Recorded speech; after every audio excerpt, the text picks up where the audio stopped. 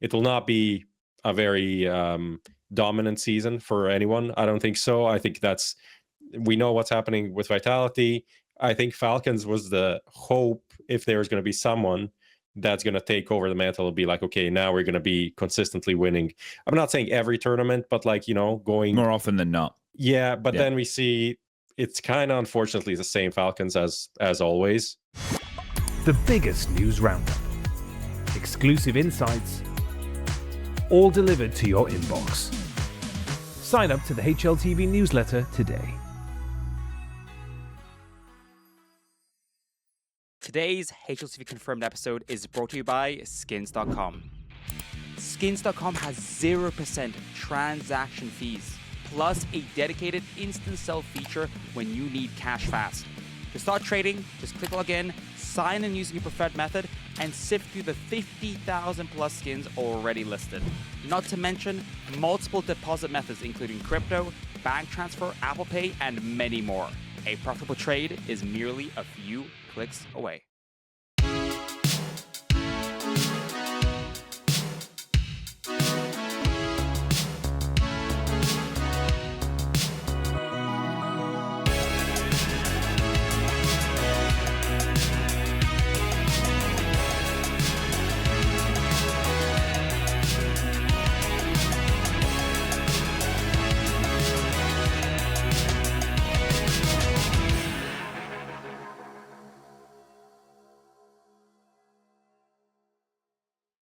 Ladies and gentlemen, boys and girls, Counter-Strike fans, I can't even speak, man. It's too fucking early in the morning. Blow it all up. Just get a detonator and do it. We're doing this because Lucas has to go and work another job. I think it's time, guys. Let me do the intro, but then we have to have an intervention start today. We might need a new producer. Let's do it. We might need it. Okay, anyway, hold up. Pretend I didn't fuck up the start. Let's go again. Ladies and gentlemen, boys and girls, Counter-Strike fans across the globe, welcome back to another episode of HLTV Confirmed, brought to you in conjunction with Stake. Remember to gamble responsibly. And skins.com, peer-to-peer, no fees. Check them out if you're in the marketplace for some skins. Okay, let's start this off. Let's start off straight away. How is the producer dictating the time that we're doing the podcast, guys? He's in the room with us right now, but we might need a new producer. Is the producer in the room with us right now? We can't be jumping to the beat of the guy who's working another gig. We can't be doing it, guys. We just can't be doing it. Is he here for us? Is he here for Martin? Or is he here for someone else's shareholder value, Prof? Because I'm not having it. Nah, we're having it. It's fine. Is my mic working? It is, but it's definitely peaking. If you're going to be yelling, I can't peak. You can't be peaking. You need to be upset in a deep emotional tone. I mean, it just means he's the most irreplaceable part of this production, unfortunately. I know it kind of hurts your ego. It's true. You do have the biggest ego in the room, but unfortunately your value does not match your ego in this specific scenario. So it is fucked. I also thought it was very funny that our colors of our shirts actually match our energies today. I'm like pretty chill, having a good time. Striker is like still recovering from EWC, kind of a headache developing, but he's like, okay. Now. And then you come in, nothing's working, camera's dying, upset, just angry. It was all going so enraged. smoothly. I got out of bed early. I was ready to go. I got a good night's sleep. Everything was set up. I had a shower. I got a coffee. I had some breakfast. I was on the computer. I checked that everything was working. It was working. And then I went to use the program. The program wasn't working. And then I had to go digging for another webcam because I was throwing out all of my stuff that I don't use. All the stuff I don't use. I was giving it away. I was throwing it out. I was getting rid of it. It was in these different bags and boxes all over the house. So I'm running around. Where'd I put that webcam? We didn't want that webcam. No, but I need it now. Help me find the webcam. Oh, I think it's in the cupboard. Oh, is it in the cupboard? Now I'm emptying mice and keyboards and fucking webcams all over the bed. Now, after the podcast, I got to go and clean up the fucking bed because it's covered in peripherals and cables because I'm in a rush looking for another webcam. But now the actual original webcam's working. So now we're back where we started. Why couldn't we start there, everybody? All right, it's fine. This is a cathartic Tuesday. It's a good day. It's a great day. Striker, you were away for a very long time. Oh, yeah. My friend. You were there for like what, 3 weeks? Almost. I arrived on the 6th and I came back yesterday night. So almost 3 weeks. So are you a Frenchman yet? The extent of my French did not go past certain swear words that I probably can't say on this podcast. So. Okay, all right, but you were learning. Were you making sure you were saying bonjour, bonsoir? No, because apparently French people don't like that when you try to speak their language and you don't know how to speak their language. So I just refused. This is what I heard You as refused well. to say bonjour or bonsoir. I just said hello. I think Okay. they are perfectly capable of understanding whether they speak English properly or not. I think that's Wow. fine. Okay, fair enough. I always went in with the bonjour or the bonsoir, and then I went, excuse me, I'm stupid. I don't speak any French. And I recoiled. That's the awkwardness you want to get past, like, because if you start with French, then they speak French at you. If you start with hello, the entire conversation is framed. They know the limits of that conversation, like everything's fine. So that's how you prevent a lot of issues from happening in conversations, Chad. I just like trying, like in China as well. They obviously now I'm not speaking Mandarin, But in China, they will love if you try to speak Chinese, unlike in France, according to you go to Italy my and knowledge. then you try to speak very, very broken Italian. They're like, yeah, it's so good. And the Chinese are kind of like that too. I want to say to the French that I don't agree with what Striker's saying. With my with me saying hello or the greeting in French, everybody was very nice. The key was that, I acted quite timid after the fact of saying I don't speak any French. One guy the day before, getting a coffee, I was out, and I said, oh, sorry, I don't speak any French. He goes, oh, shit, we're going to have to file a report. So it was quite funny. It was, having a good time with it. So we did have a good time with it. Everything went well. I had some croissants and fucking other French stuff that French people eat, I guess. The amount of pastries I had over the past 3 weeks, I don't think I've had as much in the past year. The food over there was pretty good. It was pretty nice, yeah. I went out to I mainly had Korean barbecue, so that doesn't really help things. But Striker, I went too far away. I went to your experience in France. I should have had your experience at EWC because you were doing a lot of interviews, you and Mira. You covered from the open qualifier all the way through the lengthy group stage. Then we had multiple days off before the playoffs started. Then you covered A and B streams during the playoffs. So was that a lot more work than normal, or was it just over a longer period of time? I think it's just over a long period of time. I mean, yes, it was different, especially the open qualifier part. You're kind of running around and doing something at all times. But after that, since we had 2 people there, it's like this. The workload is pretty well split, so it's not too bad. It's just more like, if you're there for 3 weeks, it's a long way. It's a long time to be at one event at one time. Like the last time I did that was like Shanghai. But you didn't like have to share hotel rooms or anything, did you? No. I mean, I had my girlfriend there for the last week, so that would be awkward if we didn't share a hotel room. Well, technically, you were sharing, I suppose, in that case. But that's the thing. You'd have to get Martin on the phone and say, listen, Martin, can't be sharing hotel rooms. Or was it Prof? Or did you make your own decisions? But you guys are like, how does it work? Who's the bigger boss? Or are you different bosses? Are you like different verticals, part of like the business structure? Prof, why didn't you say this one? It's Striker, me, and then Martin. That's the vertical. Okay. Like, as in Martin at the top, then Prof, then... Yeah. Okay, all right. Where does Lucas fall into this? He's like a floating entity somewhere on the side. He just exists. Now, does he need to get like a special... do you need like a hall pass, Lucas, to go work blast events? Does Martin need to say, yes, it's okay for you to go and work a blast event? Yes, of course. Really? Does he take like half of the pay? No, that's just what the ESL did back in the day. We don't work like that. I was just checking, seeing what strategies Martin was using to unfold. Okay, Prof, you've been watching from home, I'd imagine.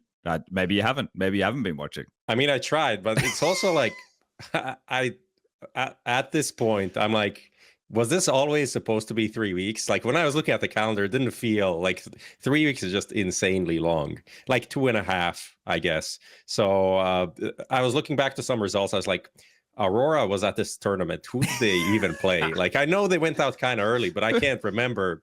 Like, and then I saw the game. It was against FURIA. I was like, I did watch this, but I legitimately don't remember. It was a good anything. game. It was a really good game too. It was one of the better ones in the playoffs. Yeah.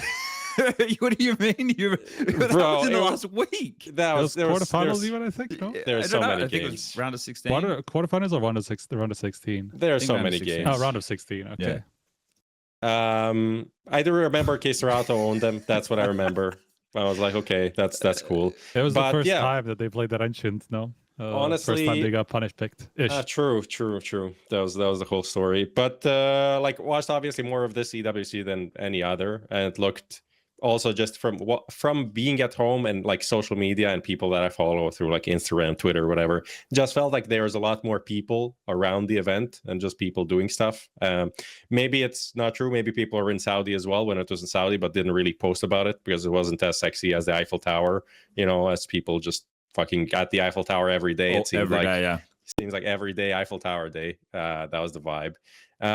So just from like an outsider point of view, seemed like you know, a lot more interest, organic interest, and just like people posting about the EWC. That was one thing. And then the tournament itself, I mean, fucking crazy. The open qualifier actually pretty smooth, all things considered. Some like initial delay, electricity or whatever that was like delaying the initial start, but after that, it just kind of went through pretty fine. So, you know, I don't know, good tournament. Nothing really super crazy. I think from watching at home, they did these little, it was obviously a bit more casual catered overall, the whole experience on the broadcast. And for me, that was fine. Like for me, it made sense and I understood why they did it. So it wasn't upsetting. And they didn't overdo it too much. Pocket was hilarious. I think that was like, it was so refreshing in many ways. He would just ask the most obvious questions, and then, you know, half of the time, like the analyst was like, "Is this a troll? Like, is he really asking me this? Like, what the fuck is this question?" But then, you know, you have a lot of people that are there in person that are maybe there for another game and that don't know anything about ZywOo, so might as well just explain that he is the greatest player in Counter-Strike overall right now. So worth explaining one more time, you know. Yeah. So that was, it was good. But that was my the French will clip that right now and say Prof is refusing to say the word goat next to ZywOo. It's very funny. I think it's an interesting point that you make here, because I saw some of the Reddit threads and discourse around it being like, oh, this was, what is this, or who is this guy and what's going on. And I think for people who are just only people who watch Counter-Strike, hardcore fans, it's not a hardcore Counter-Strike event, and it's something that it's fair enough if people haven't been keeping up with what's been going on, right, in terms of EWC and it being a 7-week-long event and having all these other titles and the club championship and all that stuff. People get annoyed when that stuff gets brought up, but that's something that's the whole point of this event, right? So when you're casting and they're like, oh, an update's coming for this, you know, I have to work this in. You don't want to work it in, but you have to work it in, right? That's what you have to do, right? So that's the way she goes. They're doing, and then you get content from people like from League of Legends or other games that people weren't familiar with, and like, who the fuck is this guy? And that's fair enough too, because it's not familiar with the Counter-Strike audience. But so I can see both sides of people, you know, finding that a little bit jarring, but Prof's perspective is the one that I would hope people would have, to acknowledge the fact that this isn't just a Counter-Strike tournament, right? It's part of something bigger with a whole lot going on. And Striker, you would have been there to see the scale and the size of this, right? Yeah. They've moved essentially everything from the Boulevard, which is in Saudi Arabia, minus, you know, a couple of coffee shops and stuff, to a massive expo hall, right? It was all over a couple of big expo. You had to walk a pretty far distance each day to go from like the tournament area to where your media area was, so right? When we had the LCQ, we just refused to do that because it would have been impossible, because it's like we timed it, and actually the LCQ area was even further than the when we moved to like the CS stages, like the 2 small stages. So like I think we timed it, and like the walk from the press room to the LCQ area was like 15 minutes or something like that. I think it was like it got cut down to 10 or something when we moved to like the CS stages and the big stage that were just like literally right next to each other. So yeah, for the LCQ, we were literally with our laptops on our knees right next to the podium on the LCQ and working from there for 3 days straight. After that, we were doing the walk back and forth, you know, and so we had to like do a little bit of brainstorming about like who's on what and when, and making sure that we go there 5 rounds. Like whenever somebody hit 8 rounds, we just had to go, because there was no guarantee that we would make it in time if we like waited any longer than that. But look, I understand why that happened. I mean, it was so massive that like that entire hole one was where all the tournament stuff was in. Yeah. Was I would assume there was nowhere else to put an entire press room and like the content hub and all that stuff.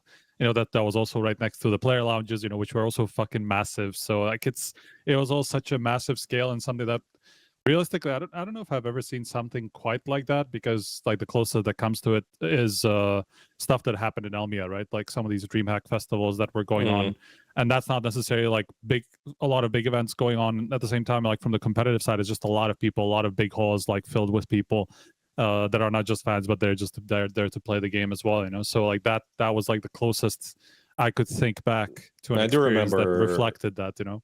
DreamHack winters and summers, like essentially that walk was a pain in the ass, especially with like best of ones from press room all the way across the whole hall, all of the BYOCs to the furthest point possible, where the DreamHack Open was happening with whatever Gambit playing Optic in 2016. That was the vibe. I walked past Maku so many times, right? Because I'm coming back from like the player lounge and he's heading back to the thing. I walk past Maku like a couple times a day. It felt like at that point, every time I'd see the guy having to take some photos. So I think he was averaging like 20,000 steps a day. Hey, that's not bad. That's good. You're getting your steps in, and it's through work, right? It's not that we have to convince yourself to exercise. You don't have a choice. Plus, Maku's a healthy man. He likes riding bikes and shit, so he'd probably be loving it out there. There was some hot days. It was pretty warm in that venue, I'll be honest, right? There was aircon, but when it's so big, the venue was fine. It was outside that was bad. I don't know. I was hot everywhere. I'm just a sweaty boy, but it was pretty warm there. For us, from the casting perspective, right, when we had the A and the B stream set up for the first stuff, it was definitely side stage, right? People would have seen there's just a few seats, maybe 30 or 40 seats per side, right? Something along those lines. And a few of the days when Vitality were there, they filled up. But that was really awkward, and I think pretty poorly thought out in how they were planning on going from analysts to casters, because the casting desk and the analyst desk are the same spot.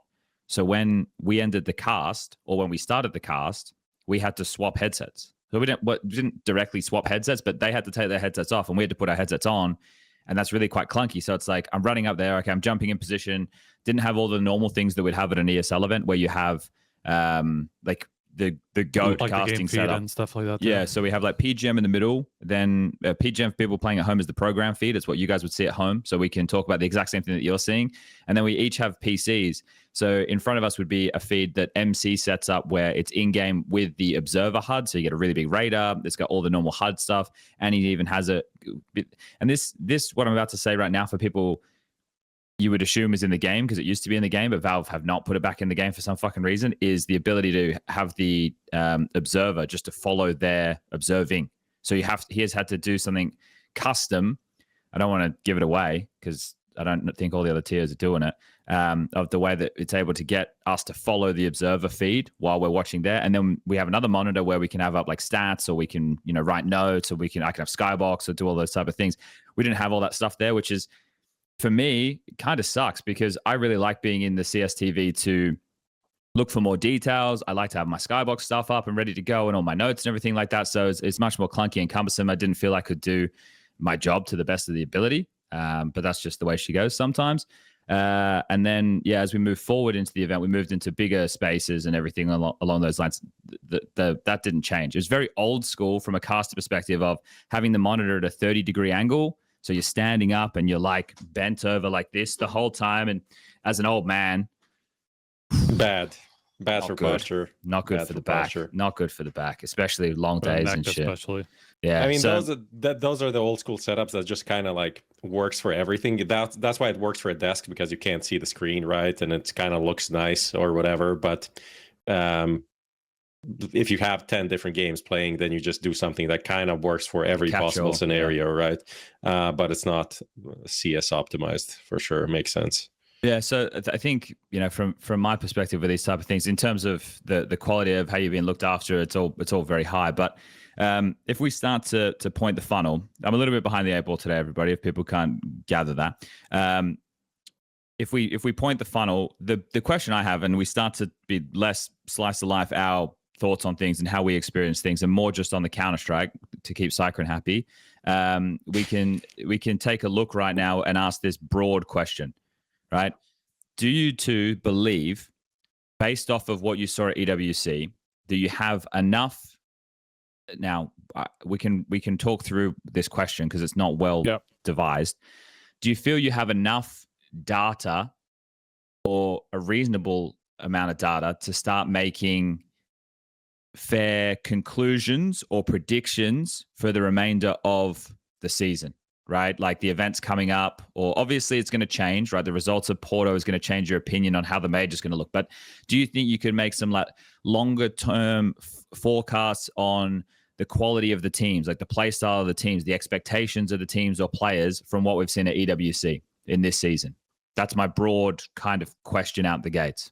I would say it differs based on team, and it will always do that because some of the teams that we just saw we kind of saw for the first time properly, right? So, I mean, Aurora we saw a little bit before that already, but it was a fairly small view, and you could still see that there's a lot of rough edges, you know, that like with another tournament they're gonna figure out and all that stuff. But like from like the big teams, I think we have, to be honest. I think there's a pretty good, like for example, like you can look at Spirit, right? And I know that we will talk about them a little bit later, but like for me, the big takeaway is that they are still at the same places they've been for the past 6 months, you know, where they will win the occasional tournament, but they're not like a consistent team that will just like win every tournament from now, you know, like especially the way that they could have lost that grand final pretty easily, to be honest. Like it was pretty close to going Foot's way on those 2 overtime maps, right? And before that, the only great team they beat was Vitality, right? So we haven't even seen them play that many good teams at this tournament to get a better, you know, view of if they can beat these teams on a more consistent basis, right? Okay. So I think like that's one example, you know, or so Vitality, for some you example. think yes, for some you think no, essentially. Yes. Okay, I think, interesting. But overall, like from the teams that we know and that have been playing for a while, I think we have a pretty good idea now. Yeah. Yeah, I mean, I was looking at this in the run of show, and I was like, oh, well, how can you know? Like, obviously things will change and blah blah. But I was thinking about it more, and I think with a pretty good degree of certainty, I could make like 3 to 4 groups of teams and put teams in these groups and be like, this is where this team is. You know, I know these 3 teams, 4 will be challenging for titles. I know these 5 will be like potentially going to playoffs, and I know the rest of them will make like maybe 2 playoffs in the rest of the season, and the rest will not. I think you can give that with a pretty decent amount of security, and it kind of is the problem or whatever. It will not be a very dominant season for anyone. I don't think so. I think we know what's happening with Vitality. I think Falcons was the hope, if there's going to be someone that's going to take over the mantle and be like, okay, now we're going to be consistently winning. I'm not saying every tournament, but like, you know, going more often than not. Yeah, but then we see it's kind of unfortunately the same Falcons as always, losing a game. Of course, you can lose any game, but now that you lost 2 games to Legacy, and this one was kind of a stomp. Yes, you lost 4 pistols. Yes, they're a bit of a tricky team, but you shouldn't be in those positions with the lineup you have to be ran over, where like you have one player playing and everyone else is just doing nothing, right? Yeah. So I think that shows like, well, if you can lose to Legacy like this, then you can't be title contender like every tournament, being in the grand final, winning like 4 in the season. I don't think that's going to happen either. Spirit, kind of, you touched on Vitality. We touched on who else is a real contender. Mouse, we saw crash out very early. That's kind of where we are, right? Navi also had an early exit. It's just I think it's the 3 teams, Vitality, Falcons, Spirit, that are going to be like in the title race, and everything else is not a big change to what we know from last season, because unfortunately no one really made a big enough change to warrant anything changing in terms of the power dynamics in the top teams. And then you have like Foot and Legacy made some like exciting runs, but they're just teams that have that in them to do this a few times per season. Will they now be title contenders every time? I really, really doubt that. Okay. All right. So we're going to get we'll keep it surface level for these, because we'll dig into this more. This is going to be the main body of today's conversation, whether it's over the EWC debrief or whether it's over the Blast Porto predictions, right? But either way, these similar themes are going to crop up over both. So what I want to do is I want to get into Who Wants to Be a Skinionaire, brought to you by skins.com. You know what to type in chat right now. Everybody, skins.com to enter the draw. Going to have 5 questions, multiple choice. Prof and Strike are going to answer these. They get 5 from 5. One lucky winner will draw from the hat. Lucas has his raffle system, and we will hopefully not rig it for Crawley this time. And one of you can win. So this is Who Wants to Be a Skinionaire, brought to you by skins.com. Type skins.com in chat right now. Now, gentlemen, these questions are just about EWC. They're pretty easy. Be a fucking disaster. No, they're pretty easy. Okay. I think they're pretty easy. Okay. I hope that you guys also feel the same, because I was trying to be kinder to you guys this week. I've been a bit harsh in the last couple, and the people at home, they're rioting. They can't believe it. So people are typing skins.com in chat right now, and let's get it underway. Lucas, question number 1. How many teams are in the round of 16 bracket? 8, 16, or 32? Okay. Now, I'll let you guys have the full amount of time to think this one through. I've put the toughest question first. Really wanted to make sure that you guys were able to work this one out. So take your time. If you want a pen and paper, we can do X divided by Y equals Z or whatever, however the theorem goes. Not gonna lie, it's so early that I almost said 32. Not gonna lie. Not gonna lie. But it's round of 16, which means 16 teams. We'll be looking in round of 16. Correct answer is round of 16. Wasn't last year's EWC just a 16-team straight single elimination bracket? And the previous and the Gamers 8 editions before that as well, yeah. And then this one was a 32. Yeah. Well, it's called Gamers 8 if it's 16 teams. Ha. Do you think it was to do with G8? Is why they would like? Isn't G8 the G8 Summit, or is that the G6? I think it's like a G6. No, it's 8 weeks. I think that's why it was G8. But weeks, G6 is a thing, isn't it? It's it's like it was G7 at one point. Is Australia in that? Australia's not in it. No, 6 nations attended: France, Germany. No, this is old. Fuck, I can't be. Yeah, it's not. Shit like this right now. There's a thing, but I can't remember. What am I doing? Okay, 1 from 1. Boys, you're off to a hot start here today. Question 2. Which of these open qualifier teams didn't win a game in the main event? The 100 Thieves, Big, or GG How? GG How just beat Spirits. Big beat Aurora. There you go. So 100 Thieves. I mean, 100 Thieves for sure didn't, yeah. Looking in. All the hype for nothing. 100 Thieves. Correct answer is 100 Thieves. Yeah, and we'd lost Simple on the way due to them. So, guys, blame Graham Messioso Pitt. He's the one that put the team together. It's his fault. Don't blame the players. Blame the management. All right? Or the coach. Apparently, that's the easy thing to do these days. Okay, question number 3. The most played map was Dust 2. What was the second most played? Nuke, Ancient, or Inferno? Knew this one. Obviously Ancient. Obviously Ancient because fucking Fury. I was picking it. I mean, I would imagine it is Ancient, but I'm not like it's just kind of it feels like it was quite prominent. I wanted to check this. I was saying I need to check. I need to check stuff for this quiz. I know he's gonna ask some stupid ass questions. He was like, "Well, how many?" It can be Inferno because I don't remember watching a single fucking Inferno game, to be honest. In the playoffs, I don't remember one. Well, yeah, I don't playoffs, remember one like for a long time. Top 8 or something. I'll just go Ancient then. You feeling Ancient? I'm feeling Ancient. I mean, I'm not that old, Chad. Okay, locking in Ancient. Correct answer is Ancient. Well done. Nice. Good logic there. Great deduction, guys. Furia really tipping the tables there. Dust 2 was the most at 24, Ancient coming in at 19, which is surprising because Ancient in the last couple of events has been towards the bottom. And normally that's because Furia, Aurora, Vitality not playing it, but that changed a lot this tournament, didn't it? Yeah. Nuke coming in tied with Mirage and Inferno, all played 18 times, Cash at 11 and Anubis at 7. Is that Inferno was played 18 times? Yeah, but a lot in the groups, right? Okay. So, yeah. Okay, that's 3 from 3. We're doing well. All right, guys, remember skins.com in chat right now. Your chance to win what is getting closer to a $50 skin. All right, question number 4. At 12-9 on Ancient in the grand final, Magics did what? Phased up, killed Donk with a HE, ran through an incendiary and killed 3 at A. Ran through an incendiary. Exactly. Are you guys sure? Are you sure you're sure? Why are you fucking with us? Sure. But like, I'm just making sure. Were you watching? Did you see what happened? He could have phased up. He killed Donk with in Nuke anyway, and it was that was against Vitality. It was against Vitality, and it was in overtime. So that's like all kinds of wrong. Phased up, he did it many times. He might have done it at 12-9 of Ancient, to be honest. Like, who knows? Okay, locking in, ran through an incendiary and killed 3 at A. Correct answer is ran through an incendiary and killed 3 at A. But for that, Magix, I know you're not going to watch this, but you get like 90 swing. I know that HLTV think you had negative swing for that map, but without you making that play, your team wouldn't have won Ancient. Bro, So that keep it up, molly man. was dysfunctional.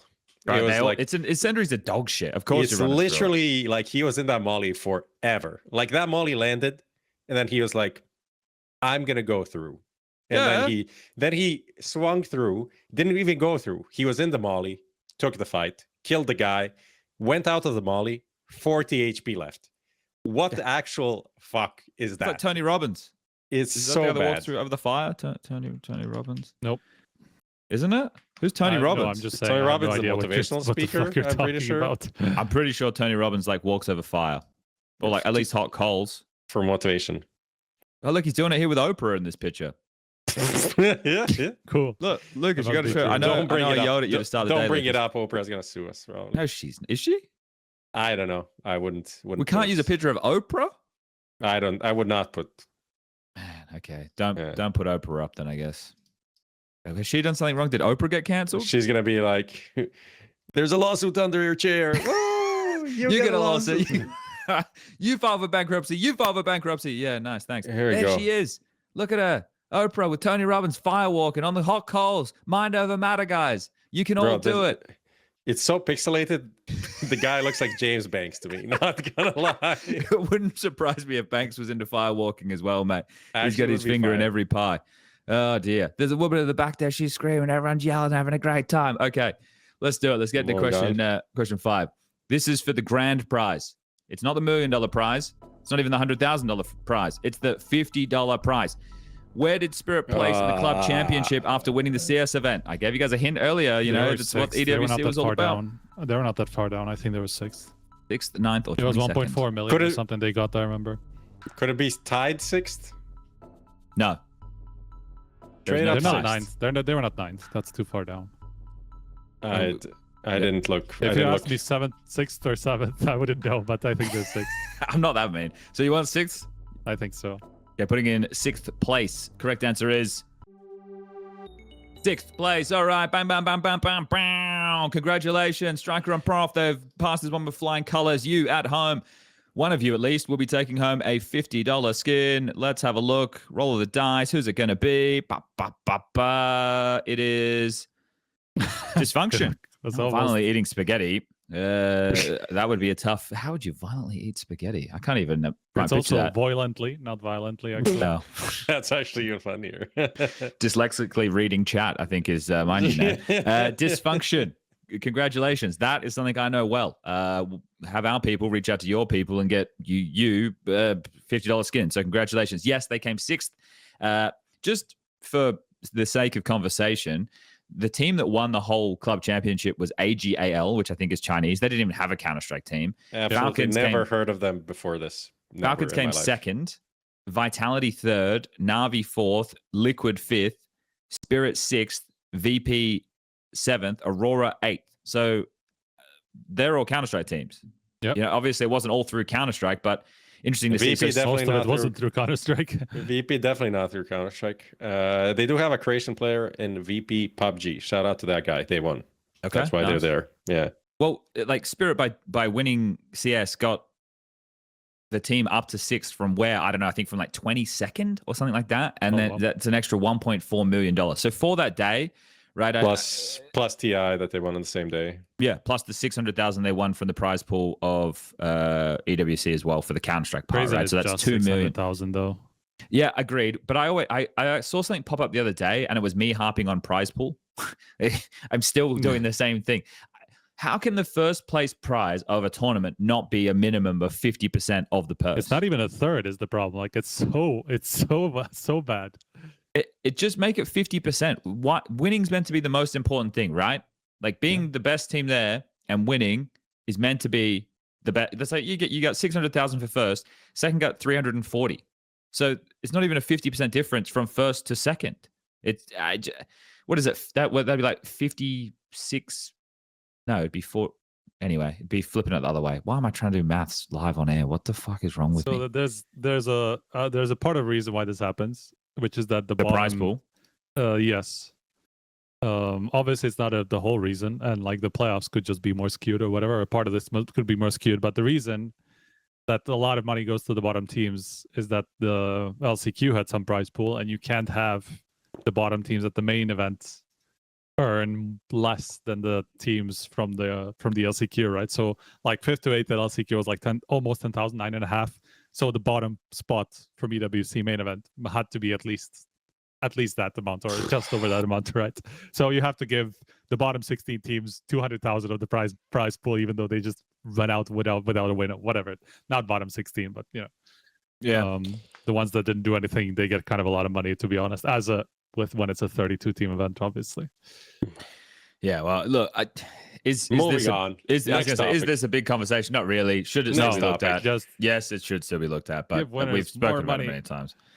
Okay, so we touched on it before, and I had this grand plan that I'd be home and that I wouldn't have been exhausted after having to leave for the. I know we did the slice of life shit earlier. They made our shuttle to the airport 4 hours before the flight. Whoa. Alex, Charles his wife, de Gaulle, I guess. Myself, get there. We can't even check in for an hour, and we literally cannot. You can't even drop your bag for an hour. We're sitting in the airport, just like trying not to fall asleep. So anyway, I thought I was going to have a bit more energy and time yesterday, and I had this whole bit, and I was inspired by Professor L. I don't know if you guys know him. Once upon a time, he did a video where at a summit event where they took Mr. Tommy lurppis for a test drive of a Tesla. You guys remember that? Okay, it's somewhat familiar, yes. I don't remember the guy, but I remember this piece. I mean, the meme was also because lurppis was shorting Tesla the whole time, so that was why it was interesting, obviously. Yeah, so I'll link it right now for people. So this is before Ludwig is the Ludwig that people know today. Wait, that was him? Yeah, Lucas here. Oh, okay. You can just preview this video right here. So for people who don't know, Ludwig used to, and Slime as well, I guess. I don't know if they worked or whatever, but they had something to do with Beyond the Summit, those guys. And this is back when the Beyond the Summit stuff used to actually be in the house before it moved to a studio. So back in the day, or probably still to this day, lurppis shorted Tesla stock and was pretty vocal about it on Twitter, which is funny because he's since locked his Twitter, which is fair. I want to lock mine. But the thing was, they at Beyond the Summit, they had Ludwig come and pretend to be like a Tesla dealership guy and took lurppis out on a test drive of a Tesla, which was quite a good bit. So there you go. There's Ludwig. So Professor L, how did we get here? We got here because I was going to put on a white shirt with a tie, and I was going to do a whole. You guys won't even know this. You're not keeping up with the kids. Right? First of all, the best part is you're like, our viewers are more likely to know who Ludwig is than who lurppis is. That's true. You need to also put this into context, or don't. But just for context, lurppis was first a CS 1.6 player, Finnish, one of the best Finnish teams, competitive, definitely. Oh, for sure. Then, Natsu, right? Yeah, very good. Like, in watching I used to watch a lot of 1.6 as a young man, and lurppis' team were very good. They were fun to watch. Yeah, he was a good I didn't watch, but from my knowledge, he was a good player. He wasn't like a star player, but he was like a good player in a good team. For most of his. Yeah, and then went on CSGO, mostly talent work, right? Then worked in some orgs. Why is my brain not even... He was an he worked for HLTV for about 10 years. Immortals, yes. MIBR Immortals. Yes. Actually, his most famous contribution might be hating on Fiflaren on HLTV through articles. Like, people would lose their minds if if we run articles like that on like Zontix now. Like, it's not a hate article, just objectively saying why this guy sucks and should be kicked from a team that's like championship contending. People lose their minds. But why are we even talking about this? I don't know. I think it's relevant to mention people that, contributed to where we are now in Counter-Strike. For sure. So how we got here, because this is the ridiculous part where I'm losing myself today. So the people are going to be so mad in today's episode in the comments. It's going to be great. Professor L So Ludwig went and did Streamer University, which is a Kai Cenat thing. Oh my God, what is what is wrong with me? And keep going with this anyway, story. I think we need to keep some integrity.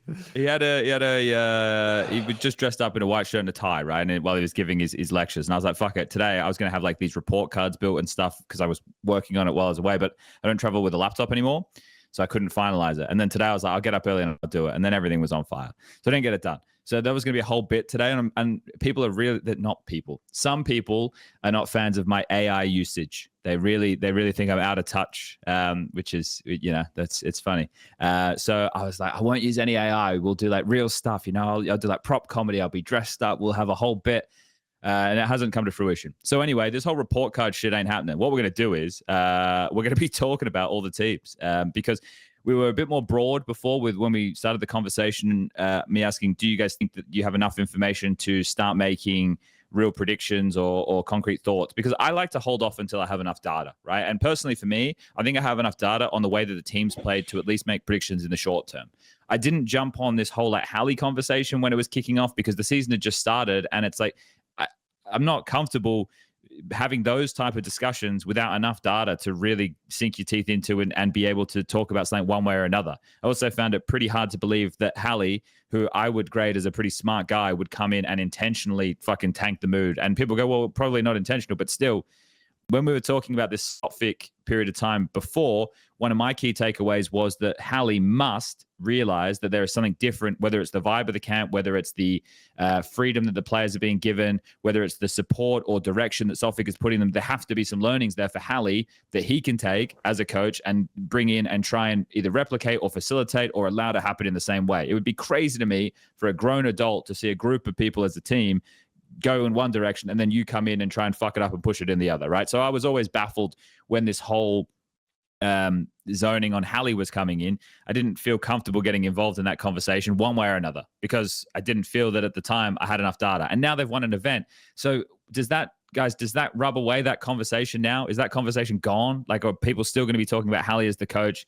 It's not good enough. The second that they go out in quarterfinals at Blast Porto, whatever, that conversation is going to be back. I don't think that's going to change, to be honest, anytime soon, at least, unless they start, dominating a bit more. It like tracks back to what I was talking about earlier. I mean, through that run, okay, that Vitality win was obviously was impressive, especially the way that they ended it after the way that they lost Nuke, right? I mean, that's kind of it would have been a pretty big hit on the team's atmosphere, like the way that they lose Nuke in overtime right after the HE and all that stuff. But then they go on and dominate Dust 2, was it the map 3? Mirage? No, Mirage was they owned them on Mirage, right? Yeah. And I think that was impressive. But after that, they have a massive advantage in a grand final against Foot, where they have to pull back from 9-12 on Ancient, and then they barely win Anubis on overtime, where they also had several rounds where you were like, okay, this is not like, you're going too slowly into things, running out of time like at 12-10, and these situations where I think, if we were talking about Vitality at maybe not necessarily at their prime, but Vitality at their whatever B game, even, they wouldn't make these mistakes. You wouldn't see a top team that's like at their peak make mistakes like this, where they just don't leave themselves enough time. They're not let's say taking enough initiative in some of these moments where they have to, and like everything's taking a little bit too much. I understand why that happened, because, and I hate that Donk didn't give me an answer on this, because I don't know if you guys heard the interview that I did with him after the final. I haven't listened to that one. I've listened to every other one. I haven't listened to that one. So after the final, I just asked him about, like on Anubis, like for example, how they pulled back that 3v5, where Foot just started over peeking into them, just going on the aggressive when they have a 5v3 advantage and really don't have to. And there was another one of those where they took over A with or B with just some pistols, and then they just started peeking into the guys who were coming out from CT spawn. And like some of these situations are, it's Foot, this is going to happen, and it was clear that Spirit knew that was going to be happening. They were just waiting for that aggression to happen, and disadvantages, or even in some of these rounds that I was talking about, right, where they run out of time. A lot of that, I'm sure, is because they know they're playing Foot, and they feel like there's going to be a mistake coming out from them, right? So I knew that that's why eventually, some of these mistakes happen where they took too long to wait for some of that aggression. Mm-hmm. But I asked Donk about this, and of course, like I just asked him about like if they knew that this was coming up, if this was the game plan going into it, where they just wait for some of that aggression. And he's like, who knows? I don't want to reveal anything, I'm like, fucking hell, man. Like, even if I come at you with like a very pointed question, like very specific angle, you're not gonna give me that. So like, okay, fair enough.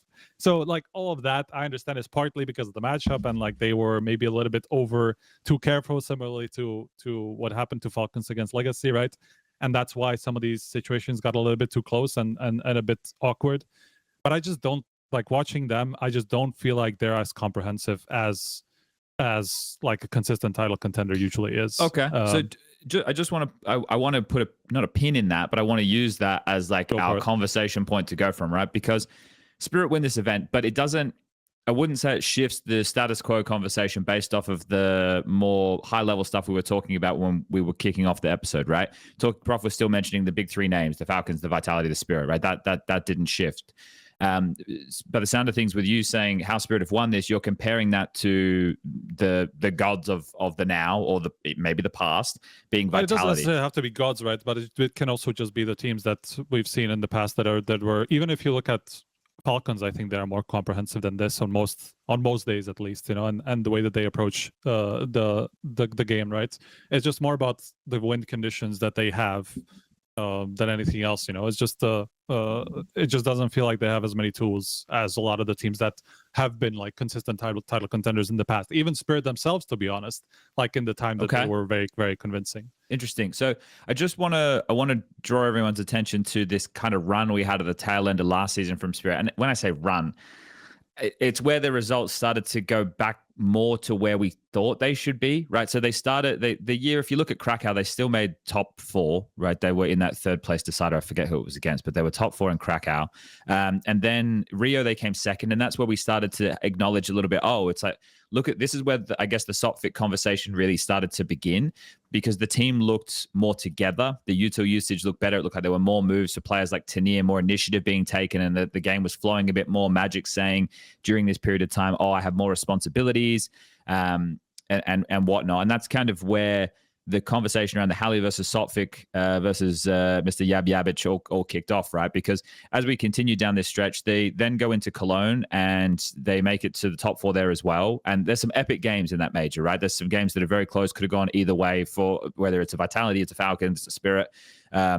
Those names were all in the mix of matches that were super close, that could have gone either way, that were really down to the wire. And when that major ended, one of the things I remember writing down the notes was, like, Falcons won, but it was fucking close, right? The games that they won and the moments that they had where karrigan had like pushing through smokes for the USP and getting multi-kills, right? Or pushing through all of these rounds that shouldn't happen on a regular basis, but did during that Falcons run. And that's not to take away from the Falcons run. It's great that they had that lightning in a bottle and captured it and everything. But where we're at right now, whether people are a Spirit fan, a Falcons fan, a Vitality fan, a FURIA fan, maybe a MongolZ fan, I don't think any of that really matters, because the key conversation in Counter-Strike to me is still Vitality, which, I think people are going to have to go, well, what do these other teams have to do for that to change? Well, whether or not we believe the Vitality era is now coming to its close, it's still the most interesting conversation point for the next 6 months, right? For the end of this season. It's still the most interesting point, because now the conversation shifts from, well, are they able to contend and still be one of the best teams, to they have a stand-in at a couple of key events. Are they even able to keep themselves in stage 3 for the major? What type of impact will all of this have? How many good graces are they going to get from the community because Mezzi's not there for this event, because Apex isn't going to be there for an event down the line? How is this going to impact the view? And then does it have lasting impact, like poor results down the line, where this team is just going to fizzle away? Right? Because that could happen. You would think with the caliber and the class of the players, you would say no, but we get to live in and experience it right now. So like Vitality is still what I'm basing my whole Counter-Strike world conversation off of. It's still, okay, so Vitality are here. How does that formulate with Falcons, who I just saw look very poor against the Legacy? They didn't look, there was no energy in that Falcons squad when they were playing that game. Understandable, a team like Legacy can play with a lot of pace. They can be in your face. They can run over you. Prof already pointed out the 4 pistol rounds in that series. But at the same time, Falcons didn't look like it was in them. They didn't look like they were there to contest against that game. And when I look at that, it makes me go, okay, so what is it that we think about Falcons? Well, nothing shifted there. The peak of these players is some of the absolute highest, if not the highest, out of every single team in top tier Counter-Strike, right? Donk has an amazing level. I think Zywa has an amazing level with the supporting cast of a Flames and a ropz who can also take over games, right, as bona fide stars. I don't know if people would agree with me on the Flamesy one, but I'm really high on Shahara. I think he's an amazing player. But so for me, I look at Falcons and I go, okay, their individual peak level, if all playing well, is great. Nico will do what he has to do. Kyosuke is going to own everybody. Sorry, Kyosuke, me and Machine are changing our pronunciation. And the other one being Vitality, right? I fucked it up. I was talking about MongolZ. Kyosuke, Nico. So all those individuals have a high peak. So that's one way that Falcons can win. All of those guys popping off playing well, and then karrigan just has to direct traffic, right? He's just there like a lollipop man, we call him in Australia. You know, when you're going up and there's like roadworks and the sign is like go or stop. That's karrigan, right? If he hears a call, MongolZ says this, it's either go or stop, right? Oh, that's it. Or they play a game where the players are playing at a decent level, not their absolute peak, but let's say 75%, 80% of their individuals. And then karrigan can call them into positions where they can get the most out of the players on a macro level, right? Then you have the version that I think we saw where the players weren't playing anywhere near their level other than MongolZ. Nico wasn't doing anything. Kyosuke was showing no initiative. What do you expect from Twistzz as an extremity player? And then karrigan trying to call them out of a hole. If you're karrigan and you have a team like this, you want to let your players play, right? You want to go, okay, I hope MongolZ wants to call his shot. I hope Nico's like calling a good CT side so I don't have to get involved. I hope Kyosuke's hitting everything. When I jump, he trades, he gets 2. But then when that's not happening, karrigan has to go, for fuck's sake, now I need to come up with an actual bona fide game plan 4 or 5 rounds into the game because you guys haven't done what you normally do when you're confident. And now I'm playing from behind. Hit the microphone. That's the same issue that kixaN had. kixaN would have had the same problem, just having nowhere near the same level of respect from his teammates or the same pedigree in terms of a trophy cabinet as what karrigan has. So understandably, he doesn't have that same level of respect. That's why when I look at this situation, no matter who the in-game leader is, they will always have the same power struggle of, do I call the game the way I want to call the game, or do I let some of the most creative and talented and explosive players in Counter-Strike do their thing, and then I try and move the parts between? And that is a battle that will happen with Falcons until the end of time. That is just the case when the roster is so star-studded. That's the case when he had FaZe and it was super star-studded back in the day. Your players need to be able to acknowledge when they're not having a good day and then play for the in-game leader, right? That's the problem I see there. And I've just gone on a long rant about something, and I hope some of it made sense. I think we were talking about Halley, but somehow we ended up on Falcons and karrigan versus kixaN. I think for me, what I expected to be different, not that I expected, but what I saw different when karrigan came in is that Kyosuke was more consistent because of he came in and is like, okay, I will make an actual change in terms of Nico to Kyosuke and just make it clear that this is going to be the guy that will always be in positions to do something.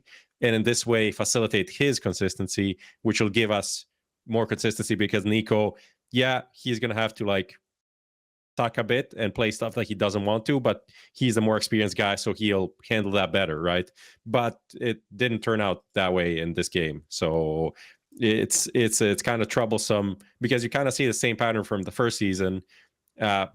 First season, whatever. Let's say karrigan versus kixaN era is like first in kixaN's era, losing to Perivision. Now we're losing to Legacy multiple times already. These are not the teams. This is a team you can lose once to. Sure. And then you should not be able to, and I understand Tri came in, who is a big upgrade, huge upgrade for Legacy, and he was also a difference maker in this game. But you should be the team that learns from this. Is like, okay, we know how they play. We know how we need to play against these guys, and we're not going to get caught off. That's individual responsibility to a point there that you're pointing at. Yeah. So that's where I'm disappointed. Where I hoped, not that I'm like a Falcons fan or something, but it's just like you want to see progression from a team. You want to see development, and I don't really see it if this is like the games that they're going to be losing. I think it's a curious. Because you were talking, maybe it was Striker, we were talking earlier about the Spirit game plan against Foot. Yeah. Right? But in a similar vein, you had that same game plan for Spirit to a degree against Legacy, because Foot and Legacy are both teams that like to make very aggressive plays. I think that Legacy are more together and all in, right?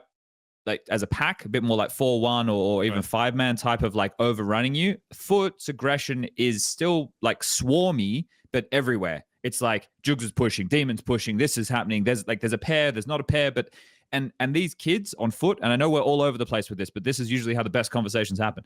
These foot kids, individually speaking, maybe some of the best Counter-Strike players in the world right now. Like Demon and Jugs and some of these like xFloud and Moments, the individual output of finding themselves in positions that are not traditional positions and then still crosshair to the head as quick as the crosshair to the head that I'm seeing from these guys.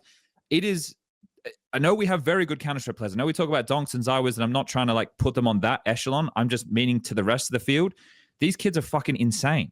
Like when Demon was in the flow state, oh my God. xFloud put Donk in his pocket on Cash. Like, yes, like for a whole map. And I do think a part of it was team-wise, being in the right position strategically and all of that. But he did have quite a few, like, let's say it's 60-40 duels for xFloud. A lot of people lose that to Donk. Yes. Anyway, you just lose it. I mean, so most people lose that to Donk probably. Yeah, so it's not like it's not in reality a 60-40. It's like in a normal player versus normal player 60-40. In reality, it's more of a 50-50, maybe even like slightly in Donk's favor. But he was owning him like for a whole half on Cash, and I mean the whole game pretty much. So seeing stuff like that is like, okay, these guys can absolutely shoot, and it kind of ties back into the whole, you know, when Striker, you're talking about Spirit like making mistakes and like letting the round run out. Essentially, I don't even necessarily think it's a mistake. It's just a gamble that you're taking. Like this is the game plan. This is the stress. Some rounds you're gonna fuck up because you will run out of time. But more often than not, you're going to win the round because you will. It's just a gamble that you need to take, a risk that you need to take, or that you decided to take, right? And over the whole series, especially since the best of 5, you have enough of those, rounds to risk that over the long period of time you will win. But yeah, I still agree that game could have gone a different direction, especially on Ancient. I feel like it should have. And it just came down to like a few individual moments. Even on Anubis as well, there are rounds where Foot knew everything. They're in the right positions, and just in the micro, they misplayed it or like didn't peek together. One guy's going for like, I can make a play because it's 3 of us on the bomb sides. It's like that play was not a good play. That was like a 20% play.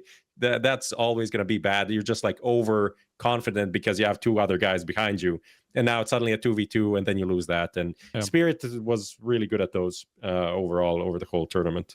I just wanted to clarify kind of something about what I was saying about letting the clock run down, right? It's not necessarily that I had a problem with that as a game plan. It was more like in what situations it came. Like if I use that 12-10 round as an example, they had all the information. They got the opening pick. I can't remember the exact whole round, but all they needed to do was put it together quickly enough, to go into a bomb site together where they're not going to be readable. But it took so long that Foot knew everything that was happening by that point. They went to stack A at that point, and I think, and that's why they were able to block the utility and all that stuff, and like basically lock Spirit out of the bomb site, right? And it was one of maybe 5 rounds like that I saw during that, during those 2 maps, especially during those 2 overtime maps, where if you were looking at a team that's maybe a little bit better, like more of an experienced caller or somebody who will just know how to take advantage of these situations more, where you get the opening pick and you just need to put it together towards the end. Like let's say Navi, right? There's a really great team at this. Like they just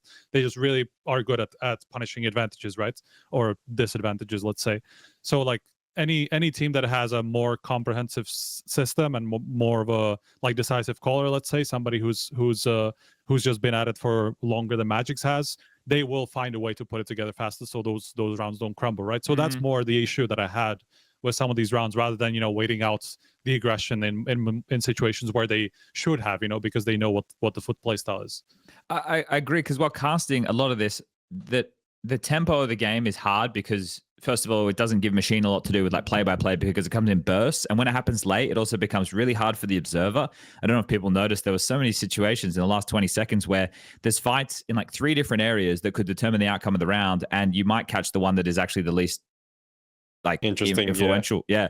And at that point, like trying to also, because I do most of my watching of the game on the map, right? I'm only looking at as a duel's about to happen. Am I looking at the actual micro? Because otherwise, I'm meant to be the chessboard guy, right? As the color, and you're seeing all this stuff, and and I'm watching it late, and I'm like, how the fuck are they meant to piece this together? Like, there's positions where you can't even really combine that's going on, and some of them just simmered out and felt really flat. We had a lot of saves. It's great that crowds around the world now are booing saves. Like, it's the best thing. It's not that everyone knows why we have to save. It's just not very. It's almost like in UFC when people end up on the ground. People know jiu-jitsu is very important, right? But it's very slow and boring. Like, you're in the back of the stands, you're just watching these two men on the ground hugging. You're thinking to yourself, what the fuck's going on? We're just watching 10 dudes just walk around the map. Oh yeah, this is pretty. There's some birds over here, and and they just save on their guns. Like, like, where's all the headshots? Like, where's all the glory? So there, some of the moments there felt a little bit, but to tie this play style in, Spirit, even though some of the rounds just simmered out to nothing, they were able to understand as a team and still pull it off to a degree that Falcons couldn't against a Legacy, for example, right? Because it felt to me that the conversation was, and I don't know, I could be way off, but the conversation from the Falcons camp being, boys, we know that they're going to come at us. We know that they're going to try and bring the fight and not act like underdogs and be, just act super aggressive, like they're just as good as us. So let's just punish them. But because that mindset, it means one of two things. It means let's just sit, wait, and do nothing. That's not what it really means. What it means is you still have to take your chances and find your initiative, but be prepared at all moments for those swings and those fights.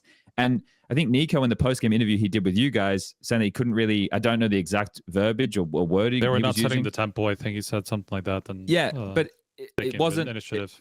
It wasn't like a Kyosuke or a Nico or any like looking and taking their normal tempos and fights, because I felt were concerned about what Legacy were going to bring more than what they needed to do to win out certain exchanges, which put Falcons on a back foot. And that's a good learning experience, but not one that you'd think that Falcons, with a team of their experience besides Kyosuke, would need to learn. Yeah. So that was a little bit jarring. And again, it's one of those games from an in-game leader perspective where I really sympathize with the karrigan, because you could see it change to, oh, my players aren't playing, to now I need to call us out of a box. And it's like, ugh. So that's not much fun. And then, that's where your karrigans of the world, the finger's going to be pointed at them for bad calling. Oh, okay, cool. Awesome. The other one I think is curious, because we've been talking about our spirits, our foots. Like we can spend more time on these guys, and we will when we go into the Porto stuff. Is obviously Vitality, and I was talking about it earlier, being like their season is going to seem so rocky and up and down. They go into a tournament now where they can't even try and back up the performance they just played, because they go into Porto after losing to Spirit for the first time since 2024. That's also a huge mental boon for Spirit, by the way. Let's just stay there. For Spirit to beat the team whose era it's been, winning the majors, obviously not Cologne, but up until that point, something that they were unable to do for so long, with different complexions of rosters, with different coaches there, and then be able to achieve it.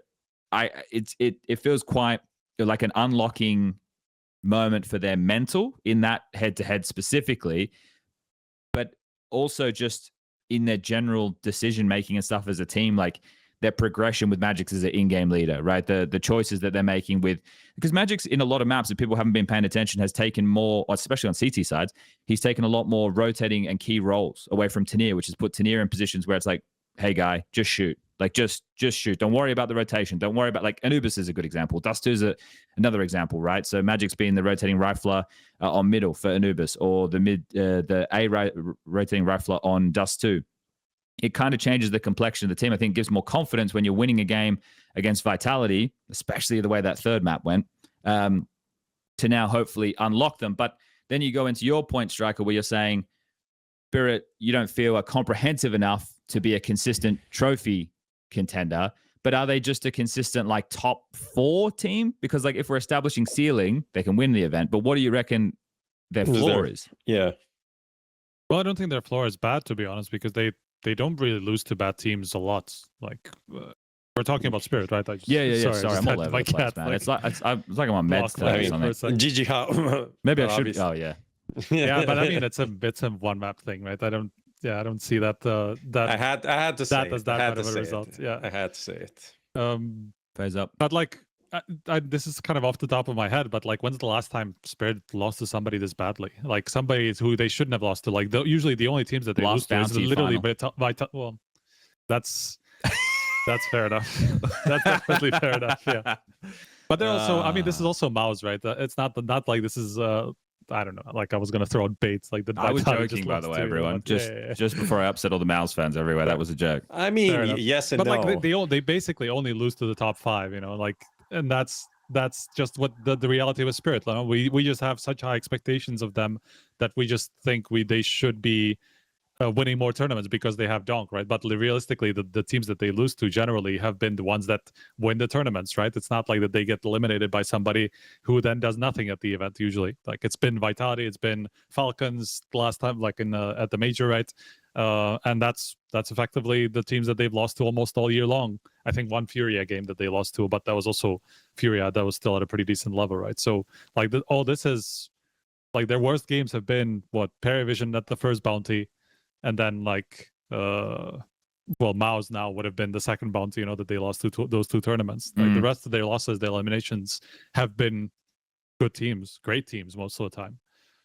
All of the good teams that we want to talk about are in Porto, right? Spirit, Falcons, FURIA, Vitality, Mouse, Foot, Legacy, Navi, G2, Aurora, 90. Nobody's missing from Porto. Everybody's there. Yeah, so we do have, you know, I mean, some. Who's Like, number 10 missing? Who's number 10? Is it FaZe? FaZe aren't there yet. Yeah, FaZe is the only like team that, yeah. So a lot of those names like we can talk about in the Porto thing. Lucas, you have a hard out of 12, right? Is it? No, you guys. Well, I know he has You go. to go to work. Okay. I wanted to say 2 things. One thing we should probably have on HLTV for like big events or something. You know, there's a list of teams attending, then a small list of teams, top teams not attending. So like when you're like, oh, number 10 is missing. Who is number 10? You can see FaZe. That would be kind of useful. Okay. Second thing I wanted to talk about, one thing about Spirit, which I thought was kind of cute / interesting, is like all of, you know, Magic's trash talking Anubis as a shit map and Donk. It's literally one of their. It's one of their. Just because they're good at it doesn't mean they like it. No, I'm not saying they like it. I'm just saying that factually, like their last 3 months, they lost it once. Falcons, Cologne Major, 16-14. Everything else is wins. Not super convincing ones, but they've just been winning it all the time because, you know, people are going towards that. And their Ancient is obviously perfect score on it. 11 in a row. So it's interesting how these 2 maps have now, and like we noticed Ancient being played a bit more. Cash is coming in as like a kind of a weird pick, but it's like Ancient Anubis have become quite important in between these like big teams. And they've got and Dust 2 always between the big names as well. Yeah, so it's interesting how it just seems like the map pool is quite in their favor, especially with like also FURIA now playing Ancient. So it just opens up in a quite nice way for these guys to always have a good map in against the top teams. FURIA is one we didn't mention, right? Feels like they kind of bottled it a little bit, doesn't it? Right, with that loss to Foot in the semis. It's funny we were talking about like tournament contenders, like top 3, top 5, and like no one has mentioned FURIA at any point. We just like forgot they existed for a moment here. Do they play weird? But the thing is, like, if we're talking about this season and then just using it, you don't even need to watch a game. Just what they are saying is like, yeah, Yekindar is not calling on 3 maps. It's like, this is not a team that is playing to be at their best right now. There's a team that you would think that they'd want to be there, right?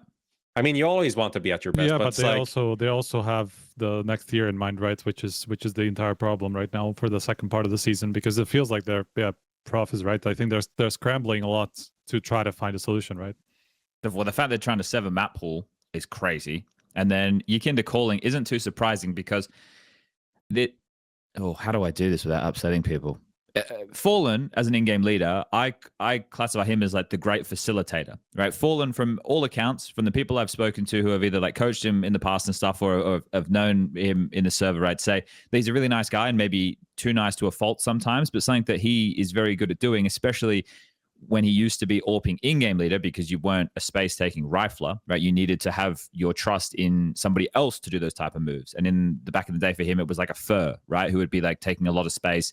Now he has Yekindar. Now Fallen plays a different role in the team because he has MongolZ, but he still has to give some of that responsibility off to another player, which is kind of how MongolZ used to operate with Brolin or Shuey, for example, when it was Exertion making a lot of the calls of what was happening. And that's something that we acknowledged years ago because we could hear the comms of these players, and it would be Torji or it would be Exertion or it'd be a combination of the two of them calling the openings of these rounds. And then as a Counter-Strike, player, that makes a lot of sense because they're playing in the key positions of where they should be dictating how they're going to take the territory, unless it's a certain set call that the in-game leader has or a certain tone of the game the in-game leader is trying to set of a pace, right?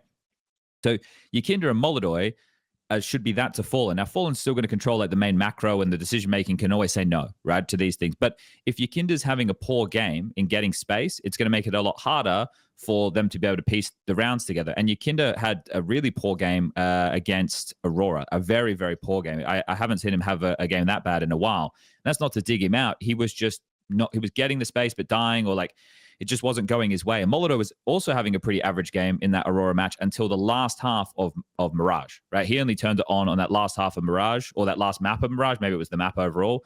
No, it must have been the last half because they were losing 9-3. It was the second half where he like was getting multi-kills on the rifle and the AWP and doing a lot of stuff like that. It was like 18-2 second half or something, yeah. So FURIA there, that's watching them play, and some of their timings as well, because I covered a few of their games, their nuke rounds, they would get space, but then they wouldn't do anything with it. And then the last 20 seconds, they'd still go into bomb sites in the darkness. Like there wouldn't be a lobby push, or they wouldn't like try and rotate. The CTs wouldn't try and rotate to take the space back. So then at that point, it's a coin toss. Do we go into B or do we go into A? And is there a stack? Well, we don't know. We just have to hope we trade out. And those rounds were quite tough to watch at a lot of times from FURIA, and it left a lot to be desired. It means that like, either players aren't making the moves they should, their expectation that they were having isn't coming through the way they expect it to. So there's a lot of things that just felt a little bit off, but then they started picking up steam, right? They dealt with G2, and that was a pretty boring game of CS with it being so one-sided in all three maps, right? That was the one that was like 13-3, 13-3, 13-4 or something like that. Just 3 landslide games, which is not the way you want a Counter-Strike match to go, especially in a playoff game. But that's the way she went. And G2 is going to be another one that we need to get into, because that Saw interview, I know you and me have different opinions on that interview, Striker. But for FURIA, so they get over G2. It's like, okay, there you go. They got some punch. And then they go up against Foot. And then, well, it's a close series, they bottled right? it they bottled it at the end, to be honest. Like, how many of the 3v5s or 5v3s did they lose on that Dust 2? That's ended right. up going... Demon coming out the short smoke in that 3v5. Like, but there was like 4 of them in that second half that they ended up losing, and Foot brought it back in overtime, right? Even one in overtime, I think they brought back a big round. So it was that's like not as bad as I think it is, though. Then it's kind of a bit more okay, because like you go, okay, we fucked up, right? That is a fuck up, right? Losing that many of those. That was an 8-4 first half. Yes, that's right. Yeah. The flash, it's all coming back to me now. They should have definitely had that game. Because it was like the 5v3 in the pistol, right, where Kerbeni pulls it back. Then there was that 5v3 with the Demons thing you were talking about. There was another one. There was another one in the overtime. There was like a 2v4, I think, that they pulled back on B. Like there was a lot of these situations that realistically one of those goes the other way, and FURIA just closed it relatively easily, right? So it was supposed to be back-to-back finals, right? So let's not back-to-back, but wow, major EWC events that have a going through the easy side of the bracket to the final and then getting owned. But let's keep that in mind for a second, because yes, it was the easy side of the bracket again, but Foot put up a pretty good fight against Spirit in the final. So does that change the way you frame that loss in the semi then? Does it change the way you think about FURIA? Is it unfair with the big framing of the easy side of the bracket in the post-mortem of all of this to see how it all unfolded, right? I mean, go, bro. Yeah, I just wanted to kind of circle back a bit to the whole, like, they're not trying to be their best right now. It doesn't mean that they're writing off the season, that they're just going to be shit, because obviously they're not. And even they said like Ykinda is calling an Ancient, Anubis, and Cash, if I remember correctly. But obviously he already had a big voice, so it's not like they're now trying to do. They're not playing left-hand mouse instead of right-hand. Like they're not sandbagging themselves. They're, putting short-term performance behind long-term performance, and like figuring out how next year they wouldn't completely fall off a cliff, essentially. So I still think they're decent. They have pretty great individuals. I think we saw, when Yakindar is having some difficulties with openings, KSRATO is super happy to be more aggressive. On Ancient, I love watching his aggression. I wish he did it more. He had some rounds. I remember a Dust2 round where he just went out mid, just fucking destroyed people. It was like, okay, that's cool. We know he's super skilled, right? So it's just not what is expected of him in a team most often. And then, you want to leave him to kind of wait out and not just die for no reason, and kind of know where things are to utilize him the best. But we still see he can do great things. MongolZ is one of the best hoppers in the world. So they'll still be a solid team. I don't think they're bad in any way, despite the fact that they are experimenting and trying to figure out what the future is. Yeah, I do think that a lot of that success is because of some of these easy runs, right? I mean, they were also super close to going out to Aurora in the round of 16. I think that was a game that could have easily gone the other way. Not the G2 one, realistically. I mean, they just slammed it. But then you look, that's a really close game against Aurora. They probably could have lost, and a really close game against Foot that they probably should have won. So it's not two teams that we necessarily have or had leading up to the event as anywhere near title contention necessarily. And even though obviously Foot kind of proved us wrong in that, and they definitely were more competitive than I would have expected them to, it's still, it's still not none of the teams that we expect to be able to punish these teams, right? Yeah, I guess the framing that you guys have given of the uncertainty of the season, it also gives them a shield for the season too. Yeah, for sure. Right. But I don't know if that's how it works, because I think they're under so much pressure. I mean, Yakindar talked about the rumors quite honestly. To be honest, I was kind of surprised to get as good of an answer out of him as I got when I talked to him after one of these games, because even talking about the in-game leading, he was very skeptical that it was going to continue like this. Like, it just felt like they don't really have a solution. They were hoping that this might be one, I think, because they try it out, they see whether Yakindar is the future as their in-game leader, right? And that's what I mean, it's something we talked about maybe a couple months ago when we first heard that, or when we first knew that Fallen was going to go out, that Yakindar would be an easy solution to the problem, but I don't think it would be a good solution to the problem. And I think Yakindar agrees with that based on what he was talking about. It's just, he was, I think, maybe having a little bit of a flashback to how it was going in Liquid, right? Like, where it's just not really going well if he's in-game leading for him. And even he kind of admitted quite clearly that might not be in the future, or in FURIA's future. So if this doesn't work out, where the hell do FURIA go next?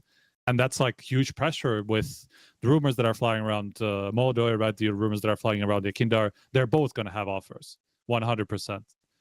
I might be going to have offers like from other Brazilian teams and things like that. They're like, this team could get so easily picked apart that they're under massive pressure to do something with the rest of the season to make sure that they can actually survive past it.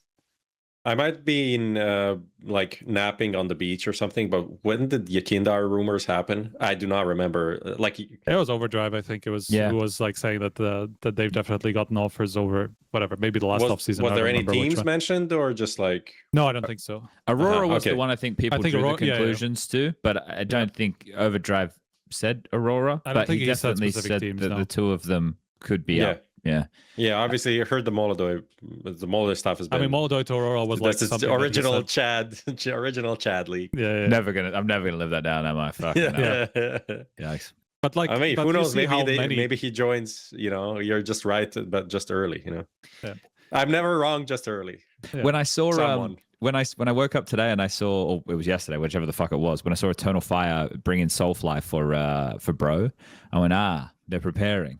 So when the other Aurora players, the Turks get released, they can go back to being Turkish. I was like, I see. Just collect them all and just rebuild them here again. Very nice. Because Joda is good, Soulfly is good. Anyway, just like imagine how many different teams MongolZ could go to, as like one of the more exciting offers on the market. Not on the market, but like out there, right? Yakindar, I think he's obviously reinvigorated himself into a player that I think would also be very sought after in at the top, right? So I think there's every world where, if anything, FURIA now, from the organization's side especially, but you have to think that also trickles down to the players' side, are thinking like this team could literally cease to exist after this season, because if Fallen leaves, then MongolZ leaves, then you need to keep Yakindar at that point. Like, you have to keep Yakindar to survive. And like, there's no question that he would also think about moving, if suddenly this whole team falls apart, he loses MongolZ as well. Like, why would he stay in a Brazilian team? Obviously, it could still keep going international. But if he has an offer from, I don't know who you could throw out there as like a good, yes, let's say MongolZ, that's like a decent shout, right? Or even if it was like fucking Put, like maybe even that, or Navi or something, like somebody like that, or G2. Like, are we really sure that he wouldn't move? Yeah. No, I think the other thing that made all the Brazilian conversation quite interesting was to see this Insani stuff with his contract up at the end of the year, because I'm surprised to see Insani still in MIBR, but we know the buyouts are quite high in that part of the world. So if his contract is up, they bring in Thomason, you wonder, is that a way to like sweeten the deal and say, yo, like, this guy's pretty good. Like, we got you a good player. Like, do you want to stay? Or is it like, fuck, we might lose Insani. We better get someone else who's pretty good as well, right? Like, at least Insani is tested, whereas Thomason, it's more projected that he's going to be good, right? So you have a bit of a disconnect there. But then now you have legacy, and you go to yourself, okay, let's say you replace, and I know people are going to say the roles. You can do that. That's fine. You can have your role cell conversation. I'm all okay with that. But let's say you replace Nissim with Insani. You had Dumao play Nissim's positions, right? Because Dumao, I know people are going to go, he's aggressive. I'm telling you this, Dumao will do anything for that team.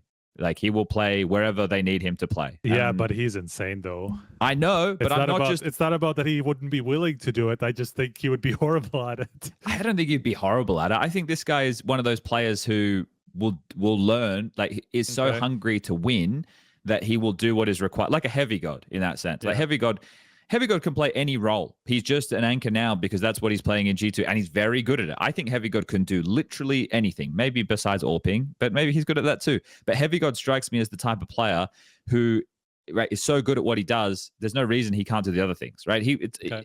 He's one of those guys that I think he just did this because this is what was asked of him, not because this is how, the role that he necessarily always wanted to do. Who wants to be an anchor?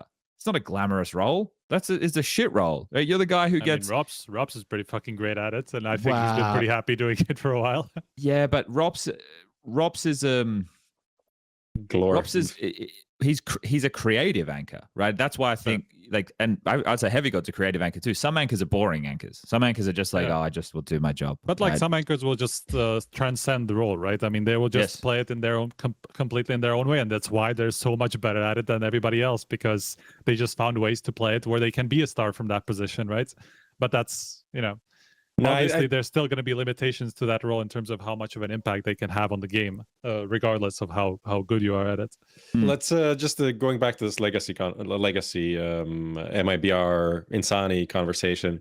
I think the situation, under my understanding, is there was an offer there was talks between legacy and MIBR. Yeah, MIBR is like, this is the money that we're asking for if you want him right now. If not, at the end of the year, he's going to be free. You can think of this from Legacy's point of view. Okay, we can wait 6 months and then get him. But the reality is, why would he then go to Legacy? First of all, role-wise, as we kind of have spoken about, doesn't make that much sense. Secondly, his English is great. He can go anywhere in the world. He is literally one of the players that we wanted to see for the longest time, somewhere that's not MIBR, that has been mid. The Thomason thing is like, okay, maybe he can stay. But if he doesn't stay, we have the next, the next rising star, the next Insani. I do feel like if he goes somewhere, that's not going to be legacy. I think, why can't he end up on FURIA in this case? Why can't he go anywhere? He can go to Vitality. I think he could end up on FURIA if, like, let's say, because obviously the thing that happens at the end of the year, we're talking about the idea that all of these players could go anywhere. Let's say Yakindar goes somewhere. Why not Insani in that spot? But then you'd need to keep MongolZ or Fallen. Here's what I think is probably going to happen. Okay. Fallen has to stay for an event to get 5 games under their belt. So he's going to still retire at the end of the year. But then it's going to be like, hey, listen, guy, we need these 5 games. Can you just play these 5 games? And then we have a new core, and then you can then we'll let you go off into the pasture, right? But then the core is going to be like Fallen, Insani, Yuri, Cerrado. And it's like, oh, maybe you get one more Brazilian guy, do a last dance one more time. This is the thing, though. But if you keep it Brazilian, who do you get as an AWPer? Do you just make Fallen? But that's the thing. We can't be living in a world where we're thinking Fallen is going to keep playing after announcing his retirement and stuff, right? Even though he may. I know Striker says he's not. He may. Never say never. Bro, NQZ is 21 years old. That's actually insane. Yeah, and he's fine. But he's also signed himself to a new contract now, so it's not going to be easy for him to get out as well. I know. Same with Try. Try looks great, and I'm sure he would be able to. I mean, he has been playing in Portuguese-speaking teams now, and he is one. So, that's obviously an option. But historically, FURIA have not been able to get these players out of their contract. They're not going to go full Brazilian. I don't think so. I was just in jest. It was in jest. But why wouldn't they? I mean, I feel like they would. You think like money? Just like why didn't they stay Brazilian in the first place? That's fair enough. But let's say the Intani situation happens, then you just need one. Well, temporarily, two, actually, technically, you do need two, and you also need an in-game leader. So that's quite a problem. That's a problem. That is a problem. That's the biggest problem, I'd say. Yeah. Bigu. Yeah, but that conversation has to be done. Like, he's definitely just going to be a career-long Pain player, right? And Pain, thank God. And also recently, I feel like Bigu's been losing that kind of traction with that. I feel like more and more players maybe are leaving him, and that's also saying something, right? I don't think he has, within Brazil especially, I don't think he has a very good reputation in terms of how he's building the game around himself, right? And how that works with, the stars that he has on the team. So it's just, it's also not been proven to work, right, in recent times as much as it used to. Well, that's the thing. Last year with the major run for them in Austin, that gave them the next 6 months, right? And then we saw in the following 6 months, the first of 2026, that Pain are not good. Pain are not good. They are not good. 9Z. So this is a comparison I drew. Tell me what you guys think about this. 9Z are more like the MongolZ of 2025 than Pain of 2025. I think 9Z have. Okay. I don't disagree. I'm just I don't even know what the comparison is about. No, I get it. They're a regional team. Okay. Who were punchy, right? Whereas Pain were they were not taking advantage. They were playing at an average level while a lot of other teams were playing quite poorly. I think 9Z are playing at a good level, right? And other teams are playing pretty good. I think the MongolZ, when they were good in 2025, they were good against good teams. They were the first team to beat Vitality consecutively, in 2 outings, I think. I think it was it was not consecutively, but I forget exactly. The only team to beat them twice in a series, I think, in that year. It changed as the year went on, but they might have been the first team to They won at EWC and then won in China, or was it Hong Kong? One of those. I think it was earlier in the year. I don't remember when, but anyway, it fucking doesn't matter. My point is, I think 9Z are good, whereas Pain, I don't think I would have said the same at the time. I think 9Z are actually I know they didn't make the playoffs of this event. They lost to Magic. But Magic, I think, are pretty I don't think they're a great Counter-Strike team, but I think they're a difficult team to play against because of the way they play. They are playing an online team on LAN. If that makes sense. They kind of do that, yeah. Yeah, they're doing all the unexpected shit. They're the one having so many frustrating deaths to them and stuff like that. So I hope 9Z have a bit of a bounce back and a turnaround because I think they're pretty good. There's so many teams to talk about here. Should we talk about the ones that aren't going to be at Bounty? For example, we didn't really mention anything about FaZe. I just briefly mentioned Magic. I didn't get to cover. I don't think I cast a single Magic game, so I wouldn't feel great talking about that. Yeah, I don't know. I don't have many thoughts on FaZe. Okay. I just think we've gotten. Hello. I just think we've gotten, you were talking about data earlier, right? I think now we're in a place where I think we know where FaZe is. And I think that's top 10, edge of top 10 is exactly where they belong at the moment. And I don't think they're going to go much further, at least for now. Because we've seen them play a lot of the teams around them, and they've beaten most of them. But we've also seen them play a bunch of the teams above them now, especially with Vitality and Spirit the last 2 games. And they're just not at that level, especially from the Vitality game. I think there was a chance for them to win Dust 2, obviously, but I think otherwise they were still quite far from that level, right? But they've beaten Legacy, they've beaten MongolZ, they've beaten, who else was that around that level? Bad Boom. I mean, they are kind of somewhere around the top 10 now, but we'll see whether that's realistic. But I don't know if they're going to step past this level. at the moment. But I think it's still a lot of like promising improvement from the upgrades that they've made over the last 2 months. I see what you're saying there with the yeah. So well, let's take a look at they're in Porto, right? We already said this. They're in Porto. They're not. Sure. They're not. 9-0 in Porto. No, I mean FaZe. Sorry, I got lost. I was talking about FaZe there. Okay, that explains why I got so lost. I thought we were still in the 9Z. With the FaZe one, yeah, I think there's still some clear room for improvement in some of these. It feels like a vindication for a few of the players, like Jacob, when they're having a good game here, there, and everywhere. But I think that shows how low the expectation has fallen for FaZe. And now that they're back in this mix, it's like now it's serious again. It's like, can you retain this position that they've been able to get themselves? And it's going to be super difficult because they don't have any events other than what? FPG. That's about it. Yeah, they have to do well there. And something else? Beijing. Oh, did they get a Beijing invite? It's Liquid have a Beijing invite? I don't know if FaZe have a Beijing they invite. Do. FaZe have as well. FaZe do as well. Yeah. Oh, is EPL the one that jury's out because there's so many Russian teams at that event? I think people are expecting one of them to not be able to get visas or something, right? Okay. That's the conversation in the back rooms, I'm pretty sure. Okay. We'll see what happens there.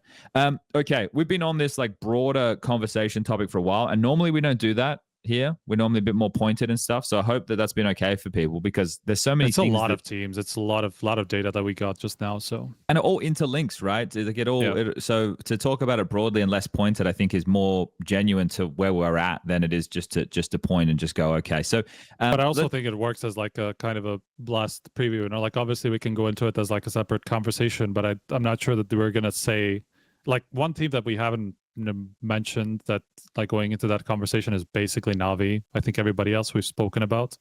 Yeah, we didn't talk about Na'Vi. I think when we get to that point of the conversation, we can be more pointed with our general predictions, right? Whereas here I don't want to say we've been like fluffy, but we've been talking more big picture stuff about like the general expectation of the team. We're going to be able to see the bracket and we'll be able to point out whether or not is it six. That's another 6-team playoff. Yeah. Yes, we were eating so well, Chad. We were eating so well.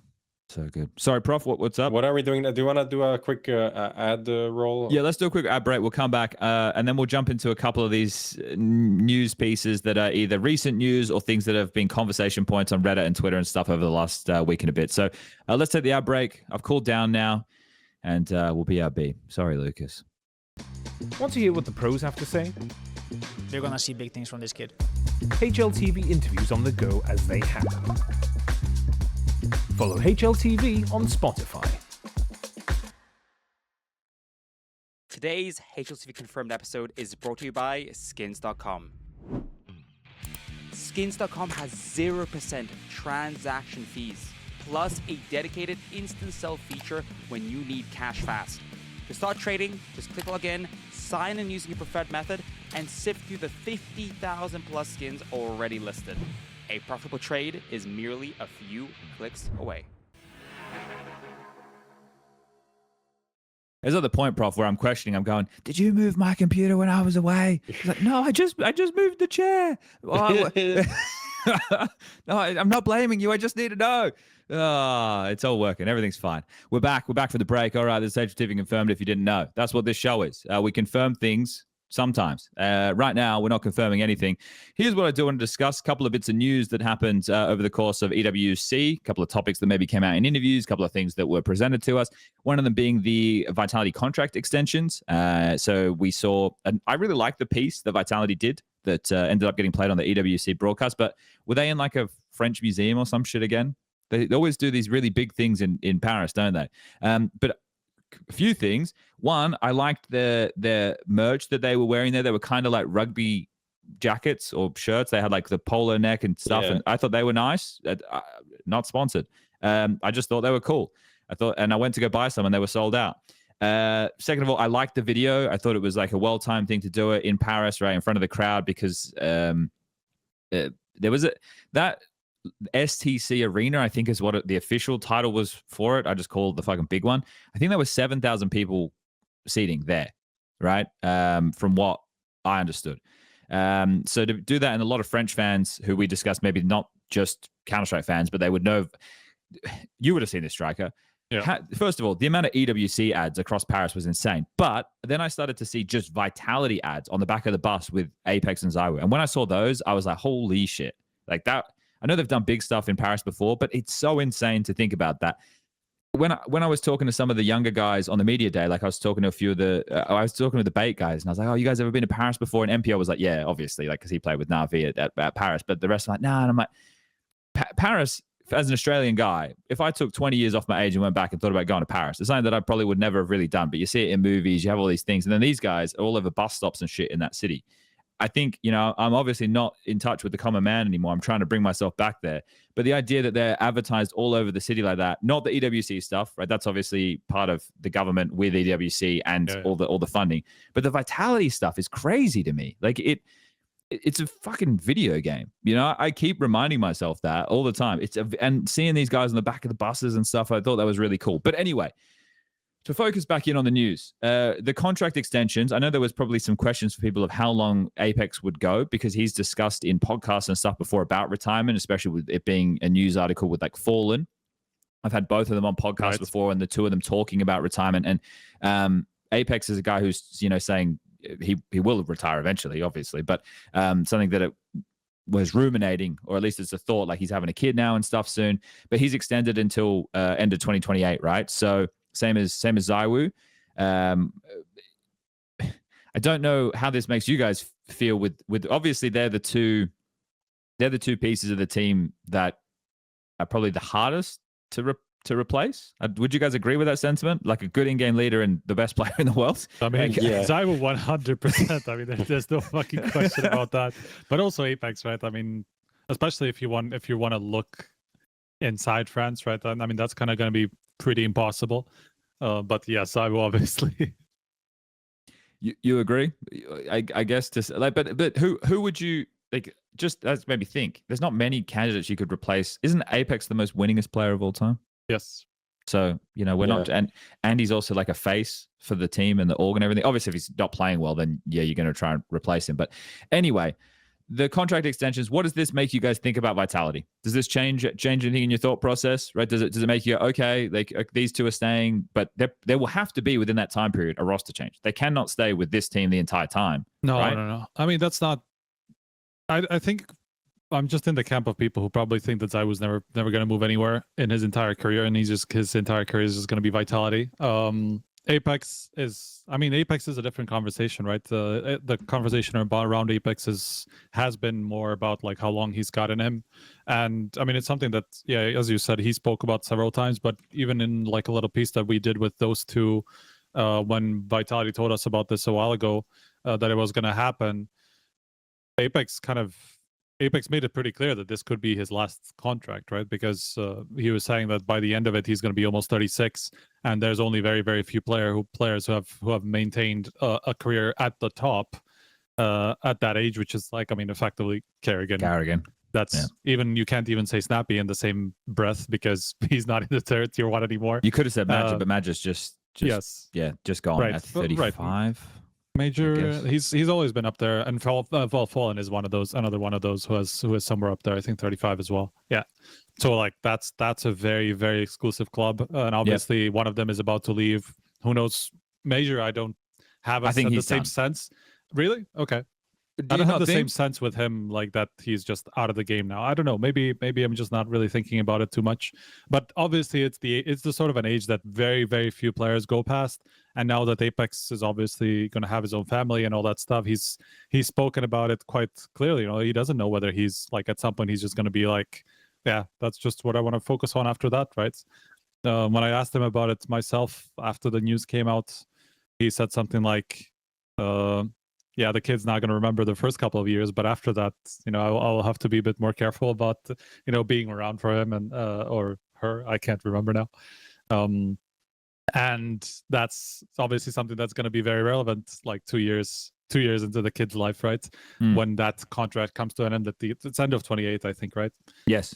So another 2 years, that kid's going to be 2 years old, and that's the age that at some point, he's going to start remembering a lot and developing more of a closer relationship with the parents, right? So it's just something that's going to be on his mind, I'm sure, over the next 2 years, and whether he's going to continue past that. So that's my how I'm thinking about the future of Vitality. You know, like if Apex is going to be the one rather than ZywOo, because I think ZywOo is just same as Donk. What he just said recently, you know, that he's just going to stay in Spirit his whole career, or like Simple, you know, that's stayed for vast majority of his career with Navi. Navi, yeah.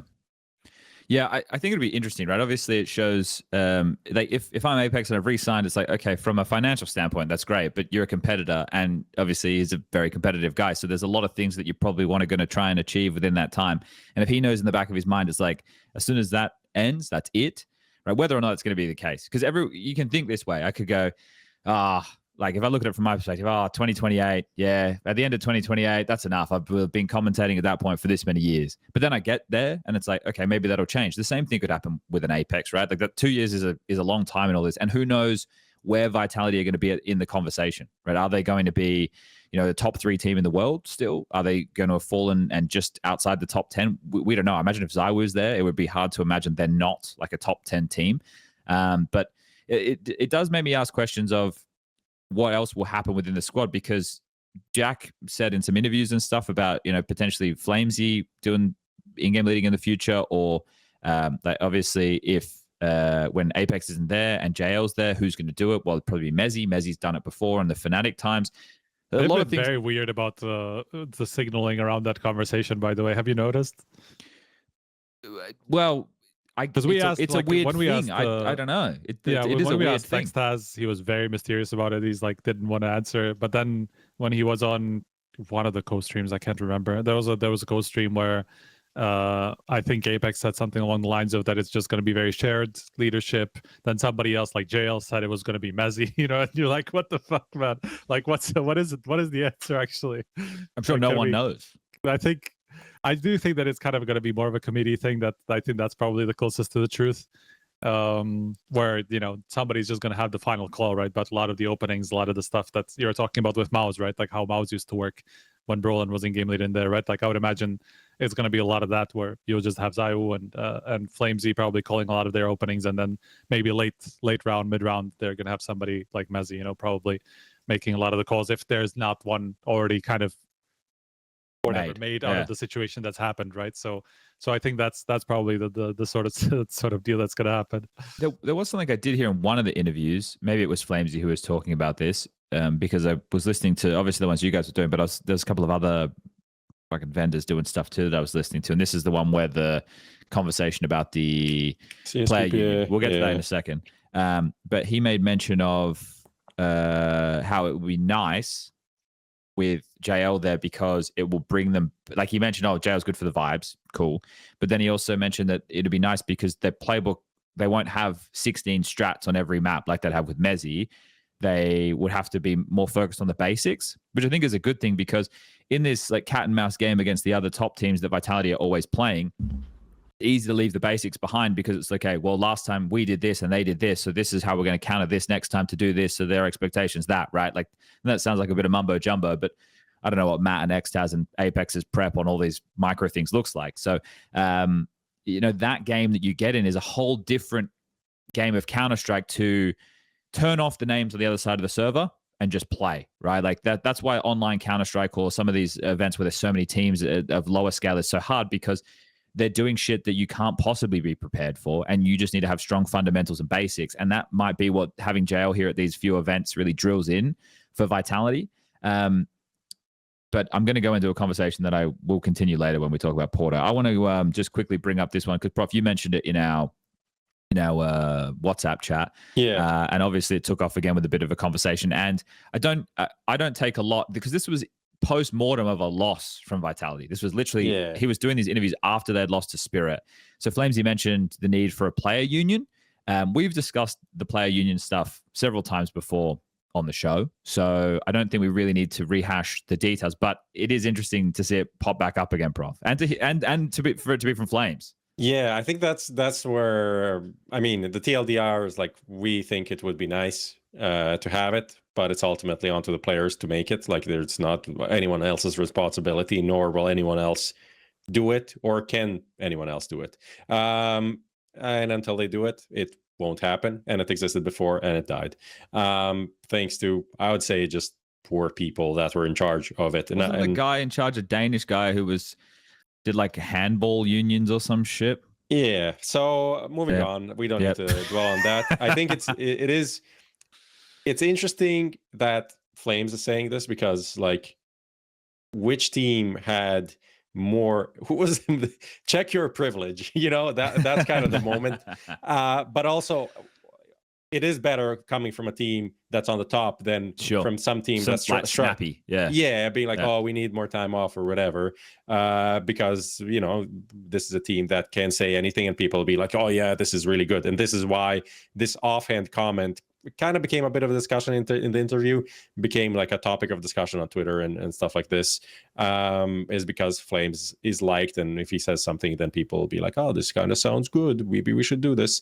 But like, Vitality had a bunch of time off. Like, they had time off during tournament. Like, obviously they played a lot of tournaments, they committed to a lot of tournaments, but then they had a pretty decent off season. Also, like in the previous season, they had some like downtime where they could not practice, and they decided to not practice, let's say.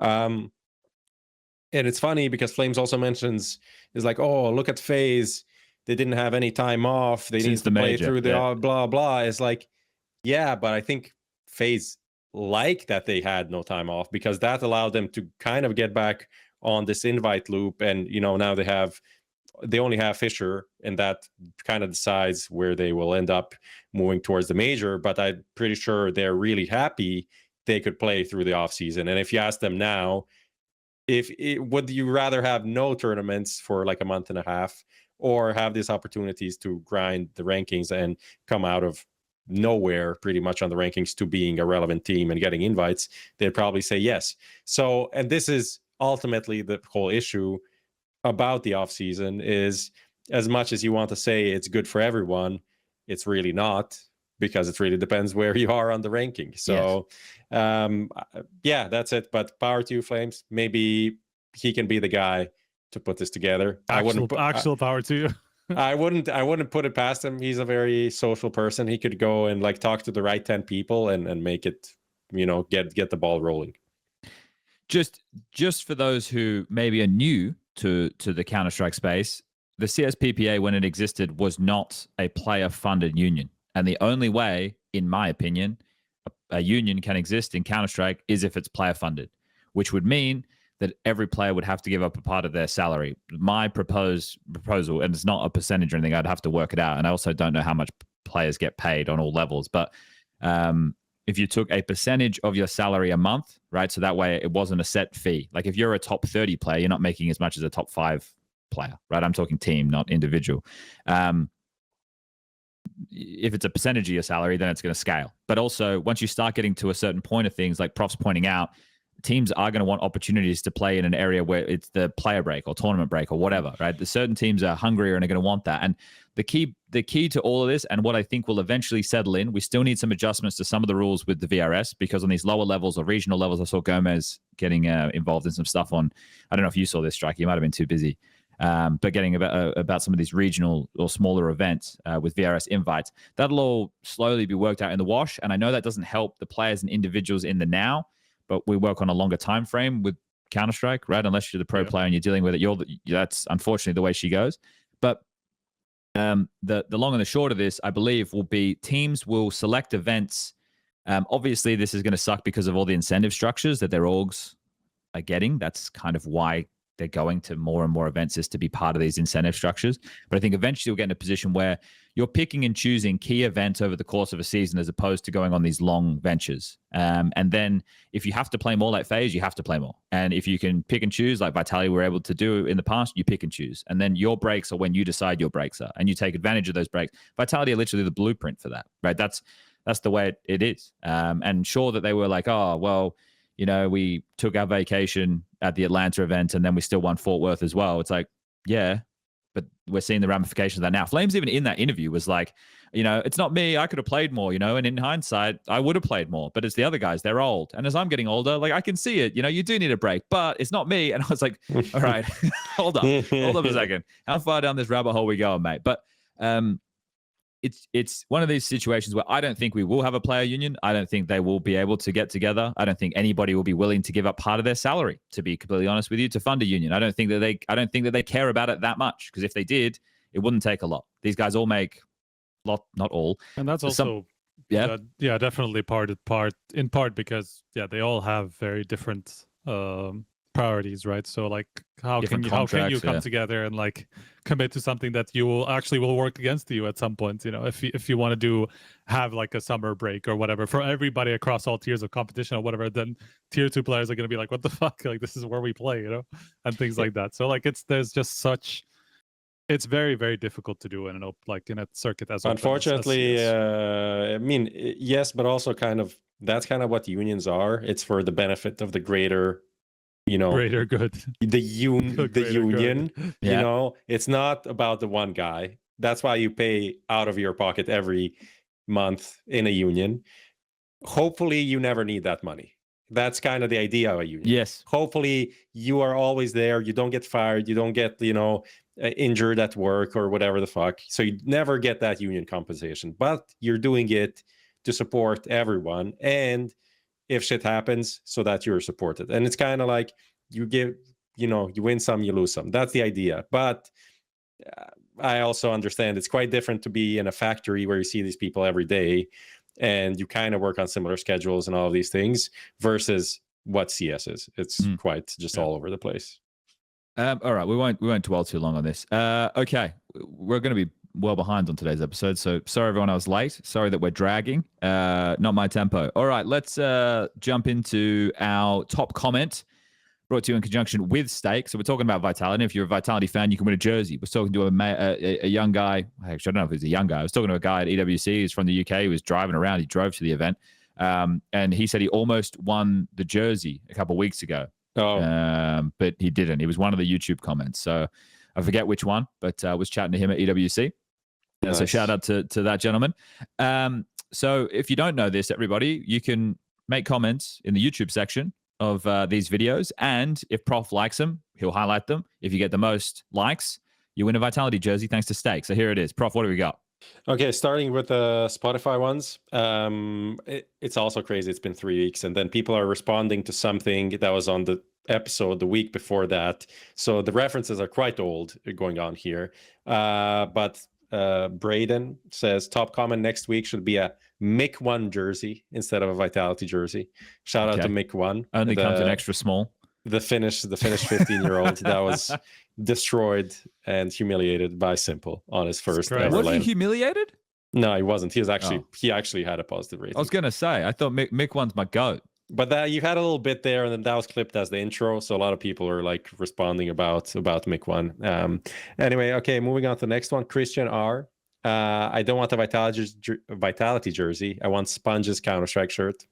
Counter-Strike shirt meme. Strong. I can point you in the direction of where to buy one online. It's just from like Chinese drop shipping. So love that. Pretty cheap. There's a guy that's just numbers in his username. Broccolini Man, as he refers to himself. He asked the Broccolini question the last time.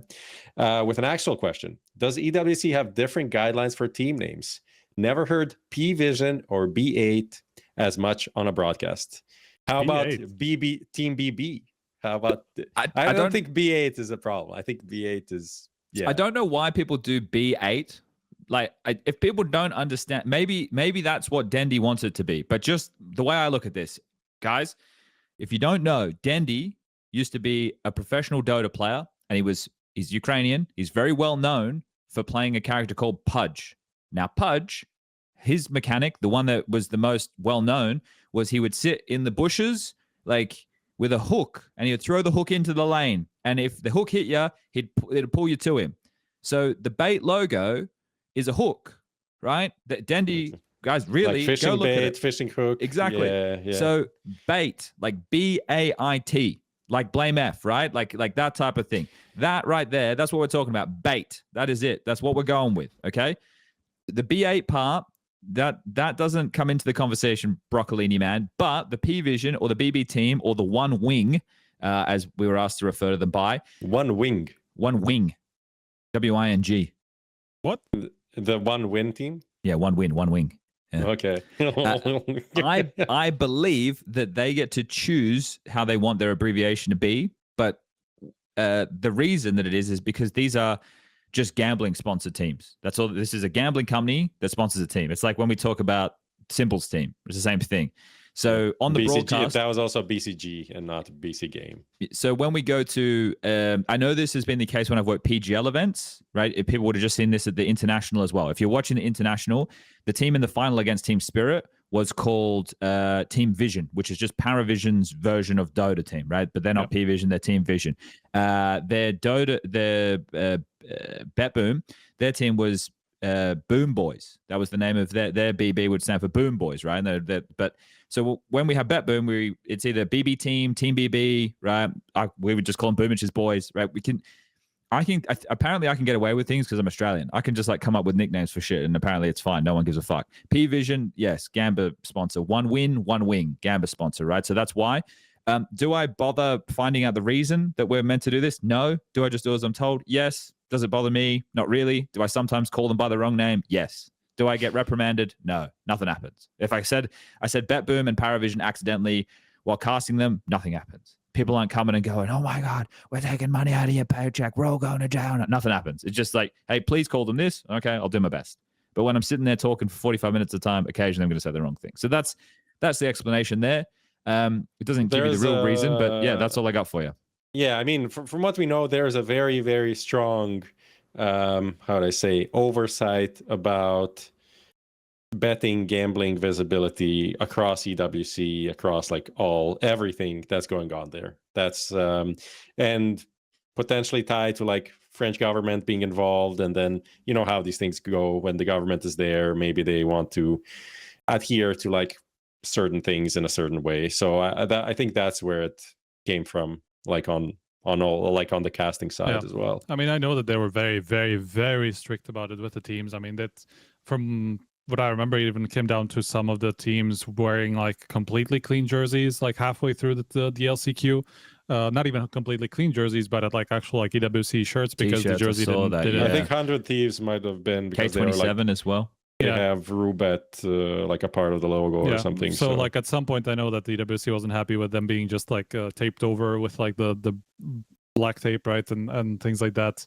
And so suddenly they had to change that again. You know, some teams were just like basically, I mean, all the teams were effectively told to redo their jerseys without that, without any of those sponsors on completely. Even I know that there was one situation where Liquid were literally told to go buy their own jerseys from the shop, where though that sponsor wasn't present because they obviously produced jerseys for different markets, where some sponsors might be okay, some sponsors might not.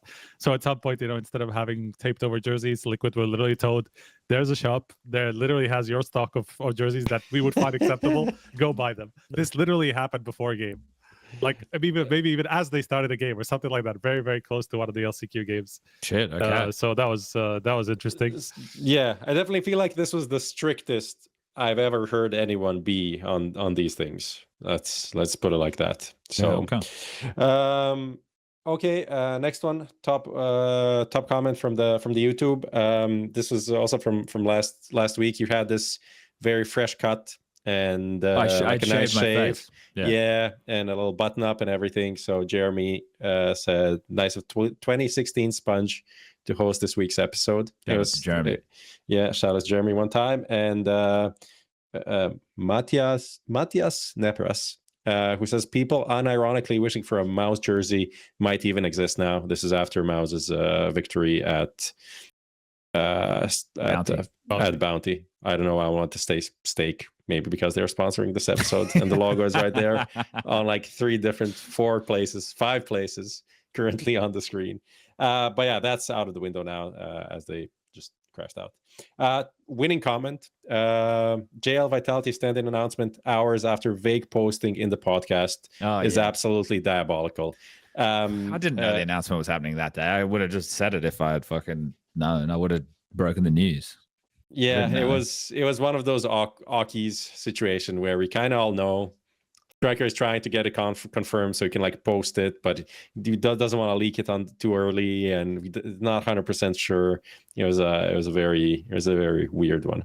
I mean, we knew it was happening, but just not the exact details, when's who coming out and all that stuff. Like at some point, I thought it was going to be both at the same time, even for a period. But yeah, again, that's why I was very, very careful about it, because I heard a lot of different things, and I just wasn't sure which of them was true. Well, we know now. So shout out to Ella Hazen Fuchs. I'm pretty sure we highlighted the comments from this user in the past, but I think so too. They won. Well, they won now. There you go. Contact fantasy@hltv.org to get yourself your Vitality jersey, thanks to Stake. Okay, cool. Well, you guys can comment in the YouTube video probably right now if you're watching, or if you haven't already. I know some of you comment as you're watching. Like you watch, and then I see someone like come in with an edit or another one. It's like, oh yeah, you did talk about this, or no, you're an even bigger idiot than I thought. Okay, let's keep the ball rolling, shall we? As they say in sports. In bowling. This was some news. This upset the internet. ENC postponed, so will not be happening this year. It was meant to be happening just before the major. Obviously, this is the nation-based tournament that a lot of people played qualifiers for. JL was part of Team Lithuania, etc. It's going to be postponed until next year. A lot of people upset about this. Some people understanding, but most people upset. A lot of people saying, just spend more money like you did with EWC. Any takes with this one, gentlemen? I mean, from Counter-Strike perspective, not super important. Shit, so yeah, yeah. I just thought it was it's a funny timing, being like, we have Adidas as our sponsor. It's the greatest thing ever. It's like, oh, it's Adidas sponsoring all of the jerseys. 1 week later, it's like, it's actually, guys, it's not happening. It's like vibes. And then also the French government tweet coming out after EWC being like, see you in November for the Esports Nations Cup in Saudi Arabia, was like tweet scheduled 2 months ago. Fucking, social media intern. It's done by probably a freelancer of some variety. It doesn't even know about the eco. This is one of the things with EWC or ENC or any of this stuff is it's all so vast. There's so many people involved that there is no possible way that everybody can understand everything that's going on at all times. I'll even give you guys this little nugget. There's got nothing to do with ENC. So I told you two about it, but let's tell the people at home too. So Alex and I were casting the final. We go in. So everything's a bit all over the place because to do an arena show for 1 day, that never happens, right? That's not something that ever happens in the history of Counter-Strike. It's like Blast did 2 days back in the day, right? They would do two days, like Saturday, Sunday with their very old shows, only 6 teams. Maybe they even did 3 days. Maybe it was Friday night as well. I forget. But regardless, the idea of doing an arena show for 1 day is insane because the thing that's insane, the tech, right? Making sure everything works, making sure that there's not going to be anything that malfunctions, having, that first day to get everything out of the way. That's not the case. So you're also telling this to the only guy that does an arena show, arena. Oh, for a day. Yeah, there you go. For HLTV awards. So I know. Yeah. But yes, it's a different scale of things for a tournament. And so anyway, Harry and Hugo, they had to, and a lot of the other members had to go in very, very early on the Sunday. 6 a.m. was the call time for the production team, I'm pretty sure, which is insane. And then everyone else was starting to go in from about 7:30 onwards for a 10 a.m. start, which is also a crazy time to start a third place decider. But I think it all needed to end before they were doing the big trophy ceremony for the AGAL, who had won the club championship thing, which was in a different area that had Macron, it had Cristiano the FIFA Ronaldo, guy, of course, Gianni Infantino, yeah, the NBA, obviously. All the important people off doing the thing somewhere else. So anyway, Harry and Hugo go first. They do the third place decider. At least we know at that point the audio works to some degree. They tell us a few of the issues with things, and it's like, well, I'm like, whatever. For me, if the audio breaks and things are not right, I can deal with it. My brain can filter these things out. For some of the other guys, that's not the case. If they hear too much stuff, they're just starting to freak out, man. But anyway, things were mainly working. So we don't know what the flow of the show is going to be, right? We have no idea because it's a whole different thing. And the way we were doing it during the group stages and the playoffs earlier, there was no halftime break. It was 30 seconds, but we kept talking. Now there was a halftime break. It was 30 seconds, but we didn't keep talking. And then it's like, are we thrown to the desk? Are we not thrown to the desk? All these things don't seem like big deals, and they're not really. They're just things that we need to know what we're doing. But the one thing which the Accor Arena has apparently had in common from the Blast event to this one is, for whatever reason, people have decided that the flow of the show, which we would do 90% of the time, is going to change, right? So once the game ends, it's meant to be an interview with the MVP first before the trophy lift. Okay, so this is kind of what happened at Blast as well. At the Blast Major, they did like the interviews with everybody before the trophy lift. Normally, the way that it goes is game ends, players get up, the casters are like rapping, doing storylines and everything like that. The players shake hands, and then the players walk to the trophy to do the trophy lift. We were told before, we're like, you're not doing the trophy lift moment. What you need to do is the game's going to end. You're going to throw to the interview once it's ready. And we're like, okay, easy. That's great. Because a trophy lift moment, that's the crescendo for the commentator. The game's over. It's not about the match. It's about the stories. And you're there focused on, and that's not me. That's Machine, or that's a Scrawny, or that's a, I think Harry and Hugo might share responsibilities or whatever. But everybody has their person who does the trophy lift moment. And then you definitely need to prepare for that. And you have some lines, and you're just like, oh, this is the storyline of this team wins, blah, blah. Yeah, you go in there, you kind of know what you're going to say. So we restructured it, right? So like our end of game moment, that's the end. That's the crescendo, right? So it changes the way that you do things, because normally that's the end, but you can stay game focused because the like glory moment of the trophy lift comes later. So we kind of restructure how we're going to do things and talk about things. And Alex and I are on the same page for it all. And then we're like filling. And then the players are walking to the trophy. And like, I'm watching this and I hit talk back to the producer and I'm like, guys, and they're like, they're not listening to us. And I'm like, guys, and they're like, there's nothing we can do. They're not listening to us. And Spirit just walked to the trophy and just lift the trophy. So Alex is like caught off guard. Like thank God Alex was focused on the screen, because I'm looking at the thing, freaking the fuck out. Like, oh my God, I'm not even involved in this, but what the fuck's happening? What do we do? And then they just go and lift the trophy. And then it's comical because they lift the base of the trophy, not the trophy. And then it fucking falls on Hallie's face. And I'm like, oh my God. And then at that point, they're like, keep filling. But we're like, we've already done everything. And now we're like, what do we do? What do we say? And I can see Ian, which is the stage host, in the background, and his face is like he's like, what? Because Ian's meant to do the trophy lift moment. He's meant to do interview with the players. Like, all right, guys, you've won it. Because the whole thing is about like the key, right? Like the key that they put into the trophy and shit. Like, you can't lift the trophy till the key's in your trophy. But it's like all this is happening, and oh my God, like I just sat on the floor after that and was like, what just happened? Like, how did this all end? Came out of that. Oh my God, I was wired as fuck. Anyway, we were talking about ENC. There you go. There's a story for everybody. So yeah, that was a mess, and I don't know why companies try and reinvent the wheel with the end. Shake hands, lift the trophy. That's how we go, right? Like that's what it's. They've won the thing. The trophy's theirs. Lift the trophy. Let's just keep it like that. Let's not try and overcomplicate something for the sake of overcomplicating something and dragging on the moment. But yeah, that was a thing that unfolded there. Just have a comment from SKNCK. Spirit was not briefed about it at all. I don't know anything about what wasn't there, but I can tell you can brief some people as many times as you want. After they just did a thing on stage, it's just zeroed. Their brain is clear. Blank. They'll just see shiny thing and they'll go there and that's it. So and I'll do a side comment, because it's kind of a discussion a bit on Twitter as well, like these Spirit interviews.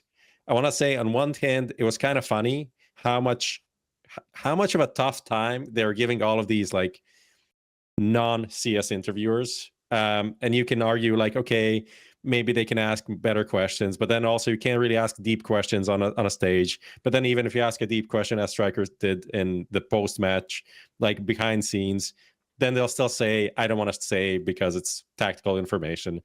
I'll just say one thing. Maybe some of the Spirits guys can understand this. Maybe this is a issue that they have, which a lot of people actually have. When you're asked a question, you don't need to answer that question. When someone asks you, how are you feeling after winning? You don't need to be like, what feelings do I have in me right now? You can actually just say kind of anything. You can just say anything that you would like to say to the fans, to the crowd, to your teammates. Just something you had, maybe a little thought, maybe something you heard before the game that people are saying. You want to address that. You can kind of just say, it's kind of just an open time for you to express anything, influence people about like get your anything. Message out, whatever you want to say. Yes. Yeah. I think this is something, it's like maybe a bit, being on the spectrum, as a lot of people in the gaming industry are. You just take things very, literally. But that's not really what interviews are about, or like talking or communication in general. takes a lot of time to figure that out, but it helps a lot. You know, if you're doing a desk, people ask you something, you're just like, I don't want to talk about this. You just take it somewhere else. This is what podcasts are. A lot of times you think I'll this ask question, a dumb question 95% of the time. Yeah. You think a question is boring, or it's, you don't, maybe it's a great question, but you don't really have a good answer for it. It's a lot of time. If you ask a dude what he's feeling, it's like, I don't know, good, you know. Happy to be alive. Yes. Yeah, Another cool, day. you know.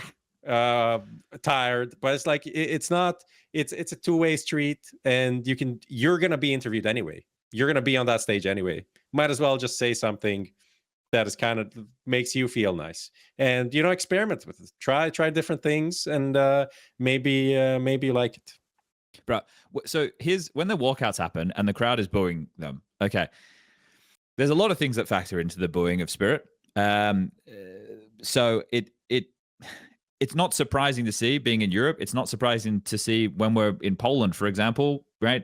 When there's a lot and it's just dead quiet. Like the last couple of Katowices, I know we're in Krakow this year, but the last couple of Katowices, we had a lot of Russian teams, and I was casting a lot of the Russian games, and it was dead quiet in there. People aren't happy that's going on, and that's the way that goes. I'm not European. I'm not going to pretend to get involved in any of these conversations. I'm from the other side of the world.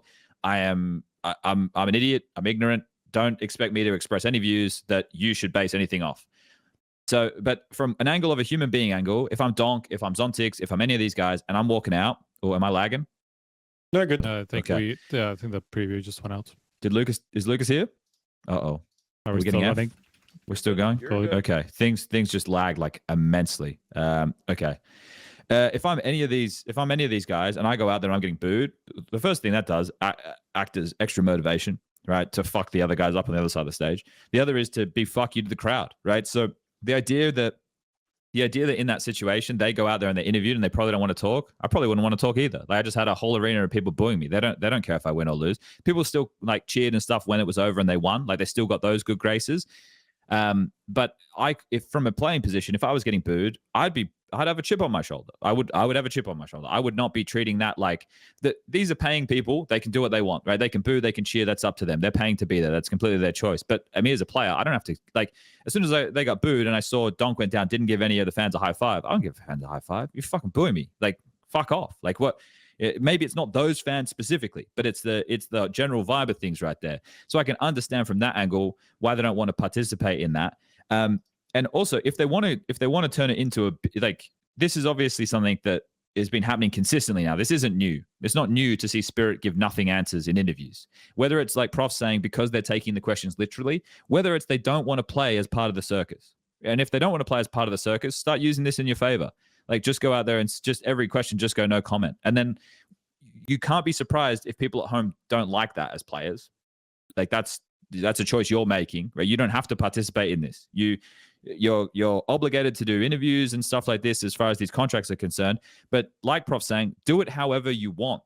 And if this is how they want to do it, that's up to them. Because I've heard a couple of times from like Zontix, for example, or Magix and stuff, they'll say, we don't like answering the same questions over and over again. Fair enough. I think what they don't realize is the audience isn't consuming all of their content. Right, like they're not seeing their vlogs. They're not seeing every interview. They're not seeing the interview that they went and did on the French broadcast, the one they went and did here or there or whatever. People, they're not seeing all of that.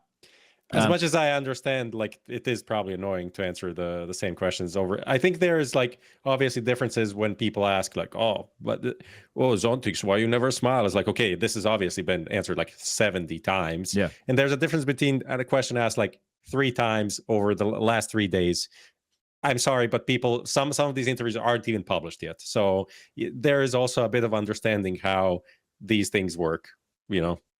Yeah. I just think that like I see both sides of it. I see the people who are upset that they're not, giving proper interview answers and they're making it difficult for these people. And I also see their side of like, well, we don't want to participate in your circus. And if that is the angle, then I'm okay with that. Do whatever you want as the player, right? In the way Counter-Strike works, in the players and the teams have the most leverage over everything because that's who we watch. They have them. So if this is how they want to conduct themselves, they can conduct themselves that way. Like Magix, I'm starting to learn more and more about. Like a lot of the time when I would talk to these guys over the last couple of years, for me, I'm coming in at quite a serious angle. But Boris is always trolling, and if he's not trolling, right? So you have to acknowledge, like, it's kind of like, it's like playing, right? Like if you're going to show, oh, I'll be a little bit of a troll too, and we can bounce back and forth and have like then maybe you can get him softened up and he'll start giving you some proper answers, right? But you have to be willing to joust and play that game with him, to have some level of respect from him, because I know he thinks there's a lot of people who he thinks are fucking idiots, and like he'll say that. He doesn't care. He will say that. He does not give a fuck. Zontix is one that I think is a really tough one, right? And I don't mean it in a bad way. I think that Zontix, if you can, I watched, he did a longer form interview after the final with like Croissant Strike or whatever, and he's giving the interview answers, Prof, that you want him to give on stage. Like he was asked the question, he elaborated, he even took it in directions that he wanted to go with it. But I think it's because Zontix has made it very clear to me in the past. He's like, bro, I don't like the short stuff. I don't want to do it. Like it's shit. Long form, I'll do long form. He preferred the long form stuff. I mean, he's actually really good because, like, remember the interview that I don't remember if this was with us or if it was somebody else, but it was something right after the awards, right? And Zontix basically said something like, Donk actually cares more about the top one than he shows. And you're like, okay, this is exactly what we want, no? But he is actually the most. He will tell you the most like actual insight on the team if you take the time to kind of approach him in the right and ask the right way, questions, right? But like all of them really just need, like, as somebody who's done I don't know how many interviews with Spirit over the last couple of years, like they really all just need a different approach. And I understand that as a stage interviewer, that is just not possible in a lot of ways. Like you have a little bit of space very limited space that you can work in, and I don't think they will react to any of those spaces. It's just how they are. So it's just, I wouldn't blame people on stage for that, because just you are there for a different reason than people who are there in the press pits doing interviews and all that stuff. And like you serve different audiences, you serve a different purpose, because on stage it's all about the entertainment side of it, all about the moment, and all about like getting as much of the actual feeling out of the players, but we are also in an industry where, as Prof said, the actual feeling of the players is very I don't know how to call it exactly, but it's very, very difficult to get them to express what those feelings are exactly, or like use elaborate words and what's actually going on in the moment and all that stuff, So it's just somebody who interviews them kind of regularly. I definitely feel the pain of the people who don't get some of the answers that I sometimes get, just because of either it's a different moment or maybe they just don't have the same amount of respect or whatever it is. Because sometimes it is the same for me too. I mean, the Donk interview I did, I got a non-answer to one of those questions. At least I understood why I got a non-answer to one of those questions. But then I asked him about TI, and he's fucking smiling and like can't wait to answer that question. You're like, what, man? Okay, I guess that's what you have to do. He was very excited. He was very excited to talk about Dota. That was so exciting for him after just winning EWC. It's curious, isn't it? With the anyway, I think we're Constantine. talking. Topic is ENC, by the way. Yeah. Anyway, sorry everyone. It's one of those episodes. Okay, we got another one here. This is just so people are aware this is happening. There's not really too much to go in here. Obviously, we know that the women's Counter-Strike scene in 2026 is essentially disintegrated to nothing. FURIA female moving to Valorant, which obviously has a much more vibrant scene for women over there with was it Game Changers? I think that's what it's called. So we lost Astra earlier in the year, the French AWPA. I mean, the big team kind of evaporated. So yeah, I think I want to say CLG, FlyQuest Red still exists, and I mean, there's a few teams. There's I think they're called Clutch Chain, the kind of the old Nigma Galaxy kind of core reinvented, but very, very. I mean, there's nothing that is on HLTV. At least there's some tournaments, but super low scale, and looking as bad as like pre-impact. I feel like worst ever, but like I feel like even a few years before that, at least you had like the regular Copenhagen games and stuff like that. EWC as well in the early days. WSG as well had female tournaments, so like until 2018 2019, which had like something that was pretty relevant. But now there's not much. The thing is with this, we've had this conversation a couple of times, so there's not much to really sink our teeth into. But here's the thing. If you are a woman and you play Counter-Strike and you want to keep playing Counter-Strike, please keep doing it.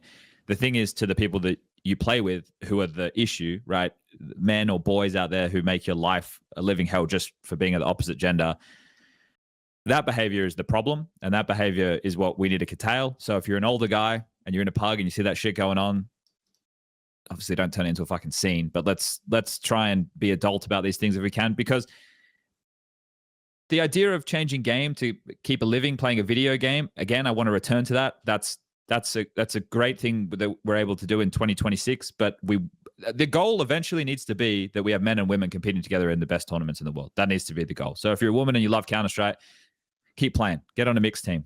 Like I know that there's no scene for it at the moment, but I've been doing this for a long time, and there's been ebbs and flows, and there might be a flow back where we do get women's tournaments again, right? It now sucks, and if you're a woman who's hoping to compete now, that sucks.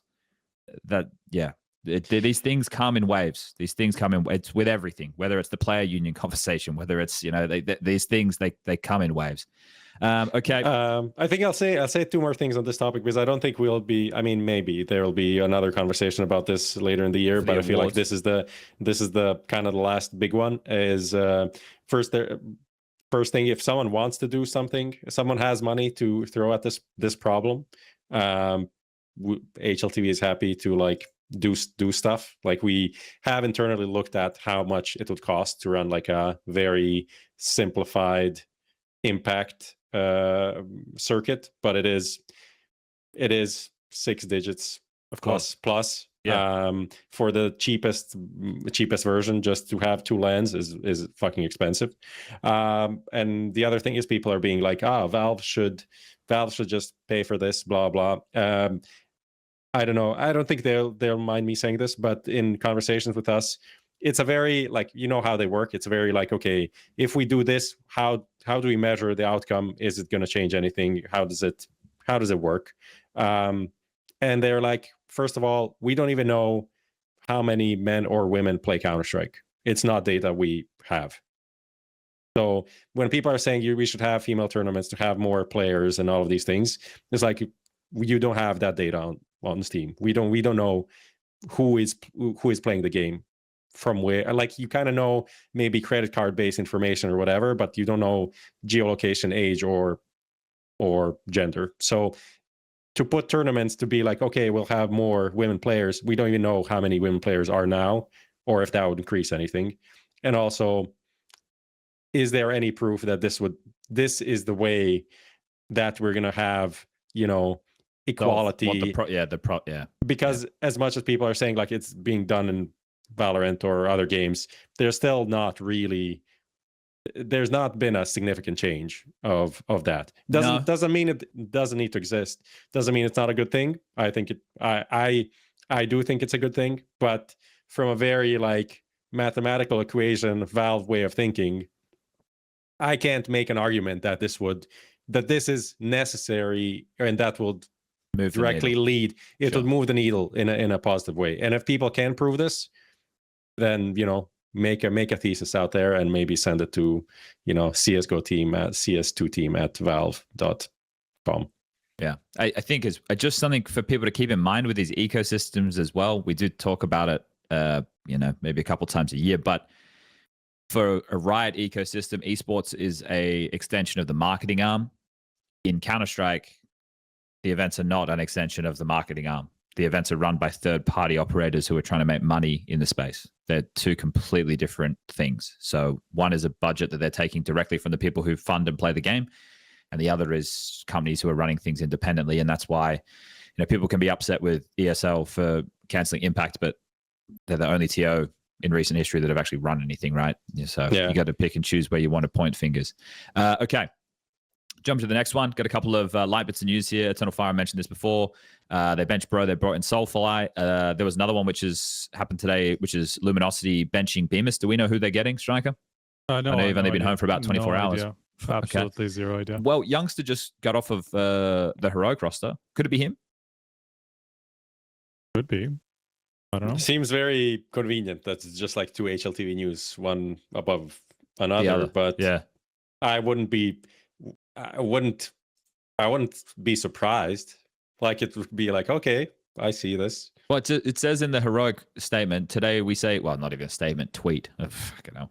Today we say goodbye and wish the best of luck to our favorite hobby Orpa youngster as he sets off on a new journey. So does that mean, like, what does that mean? Doesn't mean anything. Could be just a journey without us. Yeah. Could be a journey with someone else. You don't know. Means nothing at all, really. Okay. All right. Well, do we need to say it? Luminos, you're not going to be a good Counter-Strike team. Did the people in the back need us to say that? Was that necessary? It's kind of crazy that it took them a month to kick a player, but then again, he's been playing very badly, to be fair, but still. They also played 5 games since they got this team, and that's it. I mean, they did like continue from the major, going to the XSC Pro League, then took a break, then came to Esports World Cup, lost to Gamer Legion and Spirit. And I mean, they got smashed, didn't win a map, all of these things, but they only played 5 games. And also, Bro with Eternal Fire, he played like 8 games or something. I think just you can get Soulfly though. I think 1, 2, 3, 4, 5, 6, 7, 8 games, and they won a tournament. They won European Pro League. So it's just so funny that it's not funny for them, but from outside, these 2 guys kicked after 8 and 5 games respectfully. It's like respectfully. Thanks for having a slot in the server, guys. We'll be done with you now. Goodbye. All right, we'll see what happens there. Not really top teams, not very exciting, but we'll get back to that. Okay, let's jump into the Blast Open Porto preview. This will be our last bit of work of the day, as Lucas is getting ready to go to the studio, I believe. Lucas, are you ready? Are you excited? Yeah. Oh, very excited. What are you doing over there? What do they got you doing? I have to listen to TeamSpeaks. Oh, you listen to the comms? Yeah. You got the best job in the world. Some people say that. I think I'm pretty... Chad, this is your job. I think you know. I think I'm one of the good ones at it because I'm not that nerdy into it, you know. Okay, interesting. Curious with the framing you've given there. So you mean you'll let more strategies slip through the net than someone who might be a little bit more? I think Blast has a very good system where you have to get it verified by an admin as well. You know. Okay. So 2 people have to agree. One guy who clips it, who have like a entertainment value incentive. Okay. And then the admin obviously have like a, integrity rule-based incentive. And once those 2 people agree, it's clear to play. That's nice. Yeah. Okay, cool. All right. Well, you get to listen to players talk all day. That's fun. I would like that. It is fun. Okay. All right, let's focus in. So just to quickly go over some of the details here, we've spoken about a lot of these teams. We will be trying to make some more predictions today. We might even can you do group stage bracket predictions on your guys on the website? No? Okay, that's fine. We can talk through it. It's okay. So the field is broken up into 2 groups. It's 8 teams, and then we're going to have 16 teams broken up into 2 groups. Excuse me. 3 teams from each group will make it through the playoffs. It's a bit like the IEM smaller events, the long ones. So same format essentially. Here you've got Aurora versus G2, Spirit versus Dendelay, Navi versus M80, and Furia versus Pain. That's Group A. Group B houses Vitality versus Inner Circle, MongolZ versus 9Z, Legacy versus Foot, and Falcons versus Lin Vision. So the last 5 teams are not going to do anything. Pain, Lin Vision, Dendelay, Inner Circle, and M80. They don't even really have to play their games, in my opinion. You've got a single elimination best of 3 bracket with the best of 5 grand final. What about Koala though? What about Koala? It's going to run from the 26th of August. Sorry, Prof. I can't worry about his qualification at this tournament. It's going to start on the 26th of August, which is tomorrow. It's going to end on September the 6th. So they're going to do the group stage and stuff from their studio in Copenhagen. And then once the 6 teams are qualified, they're going to fly out to Porto to do the arena portion of the event. The club share is 700,000. The player share is 400,000. Total prize pool of 1.1 million. VRS weight, obviously, at $1 million. I saw someone asking that question during EWC. You can have a prize purse that is over 1.25 million, but the multiplier for the event weight will only be at 1.25 million. 1. Yeah. Or is it capped at 1? Even.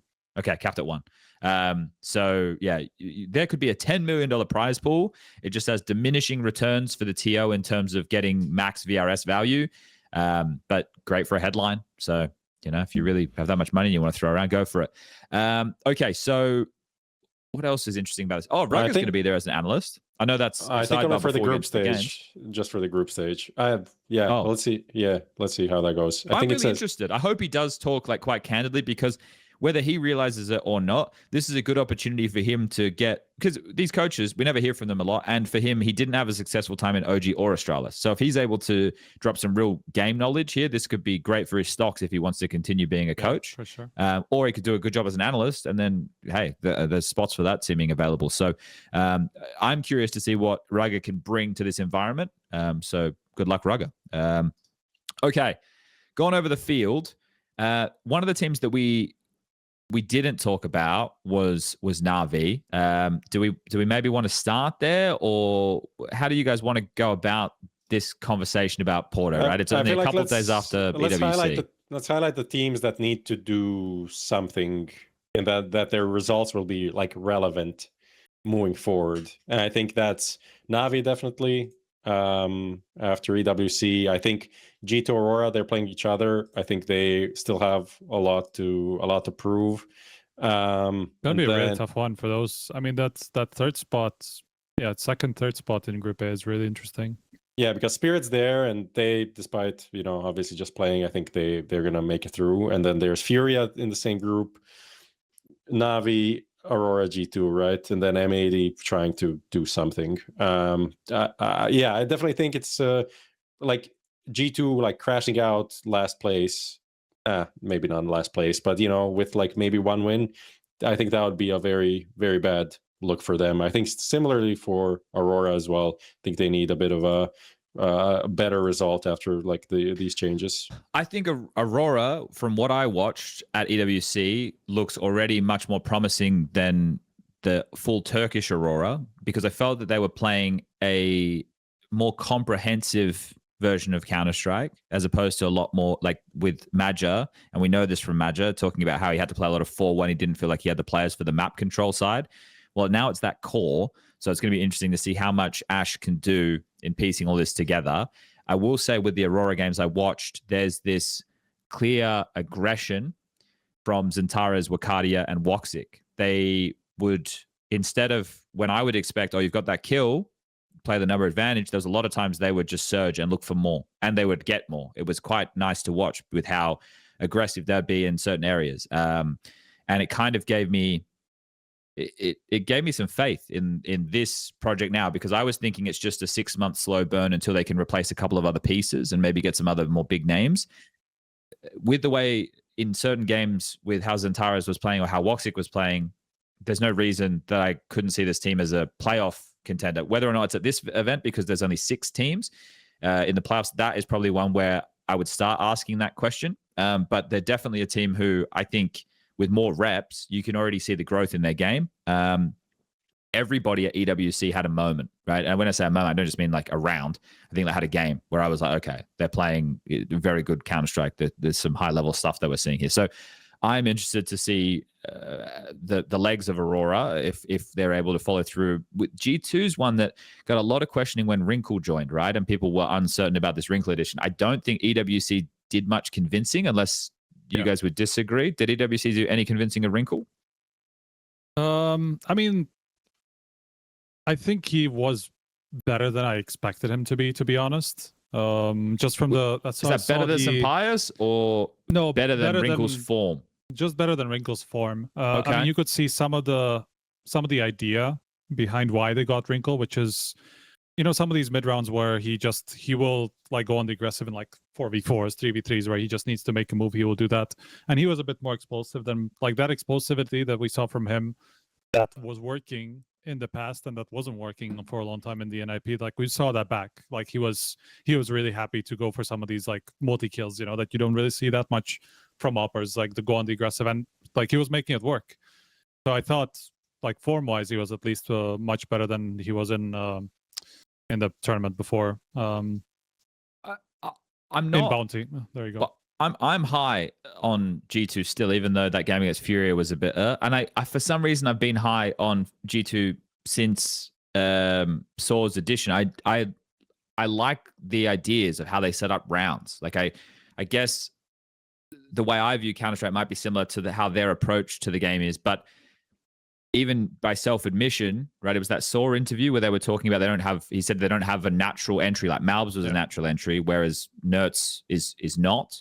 And you can see exactly what he means, right? nurtz, even back in the ENCE days, those early, like nurtz moments where he would make a play, get some space, and then it might even come at the detriment of one of his teammates dying, but with that space, he would then get the multi that'll end up winning the round, right? Which for me is kind of an overlap of what Hunter would do in some moments on the G2 roster when it was Nico and stuff in the past. Like Hunter would be able to be more of the like the space-taking lurk. So you're involved in an early duel, but if there's no duel and you get the space, then you become the lurk in the mid to late round. And that's kind of how I see nurtz as well. So then it falls more onto like a Mattis for me to have to be the guy to go in. And Mattis, he always shows his frustrations, but it felt like it was on steroids a little bit during EWC because of how some of these games he was having with the deaths he was having. He was losing at every round, it felt like, which is not a problem. I'm an emotional guy. I get it. It might be a problem if your teammates don't like it. The community definitely has something to say. But G2 in general, they are not playing role-based. They don't have a role-based team in the same way you might think of Vitality. Like, if we use Vitality as the blueprint for players in their roles, G2 are not that. They don't have that. And that's not that saying like, oh, well, of course Wrinkle's not as good as ZywOo. That's not what I mean. Like their riflers don't have as clear-cut positions or at least output in their positions as I would expect, which makes it harder, not harder for them. It means they have to approach the game differently.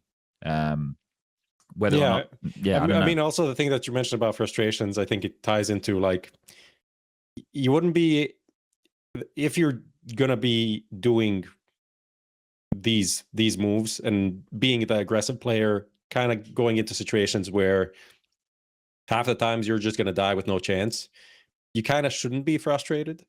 You know what I mean? Like, sure. I think the frustrations come from this is not the guy that is, he doesn't necessarily maybe want to do that, or he doesn't think he's getting the most out of himself by doing that.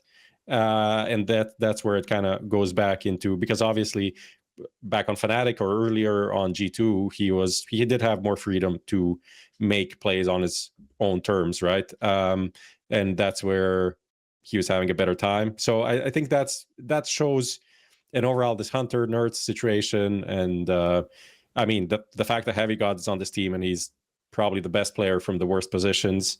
All of these things are just kind of why at the start of the season when we were talking about who's going to make a roster change, I feel like G2, despite all of the players being pretty good, it's just something about this makeup I'm not really vibing with. And I mean, it can work, but if it works, it's going to be one of those, you know, Saw genius mastermind off meta brand of playing CS and like setting up a team. So it would require a lot for it to work.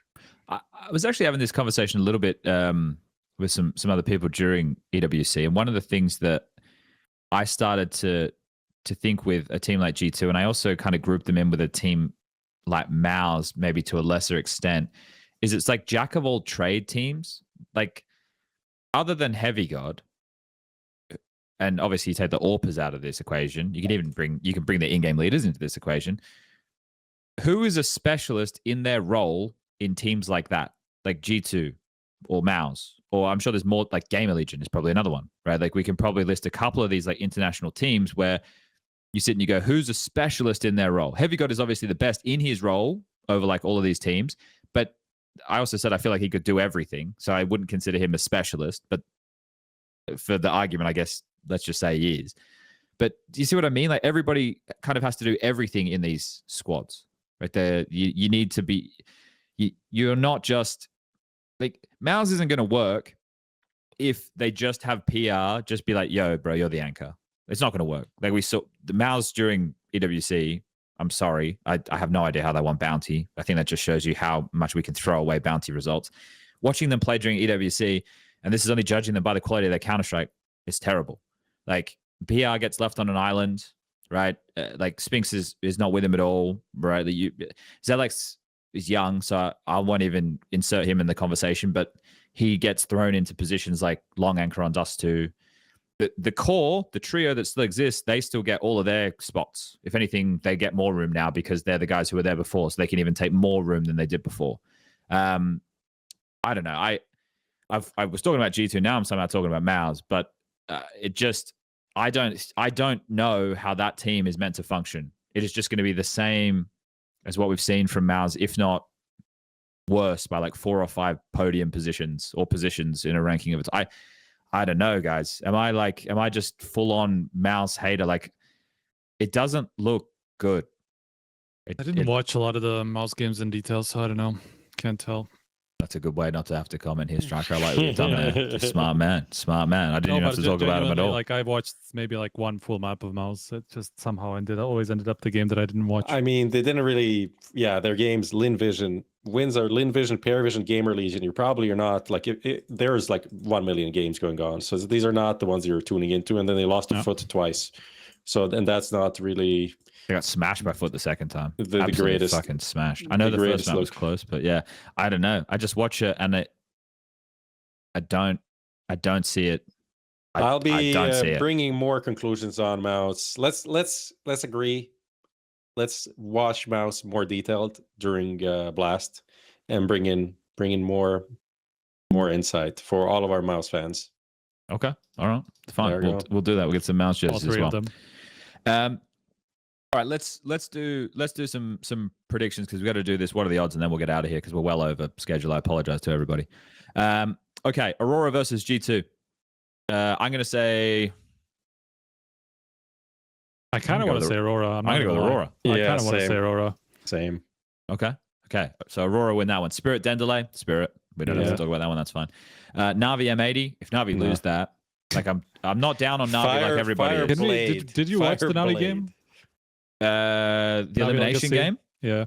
That was on the B stream? No, I did not. I think I was casting at the same time of it, or I was either watching the other game. I didn't see it with my own 2 eyes, but I know Nissim absolutely fisted them, right? Which is insane for that to be the case. On their best map of Ancient. Crazy. Yeah. I was just curious if you had any insight because I was watching it and I couldn't believe my eyes, to be honest. Now, what is it here? Let me just bring it up. 13-9, 13-2. Obviously, Nissim's performance. First halves, like, it was just completely... They're always on the back foot. Funny, because they had Cash in here, and obviously we heard from Blade in that interview saying that they were going to flirt with Cash as well, right? And they removed us too. Yeah, okay. I'm just going to say off day for Navi. That's how it felt because they didn't feel... I mean, this whole season so far, there was no indication that this was going to happen. You know, similarly to Falcons, like that game with Legacy. You know, there's something about Legacy. This whole season so far played 2 games before that. Their whole season.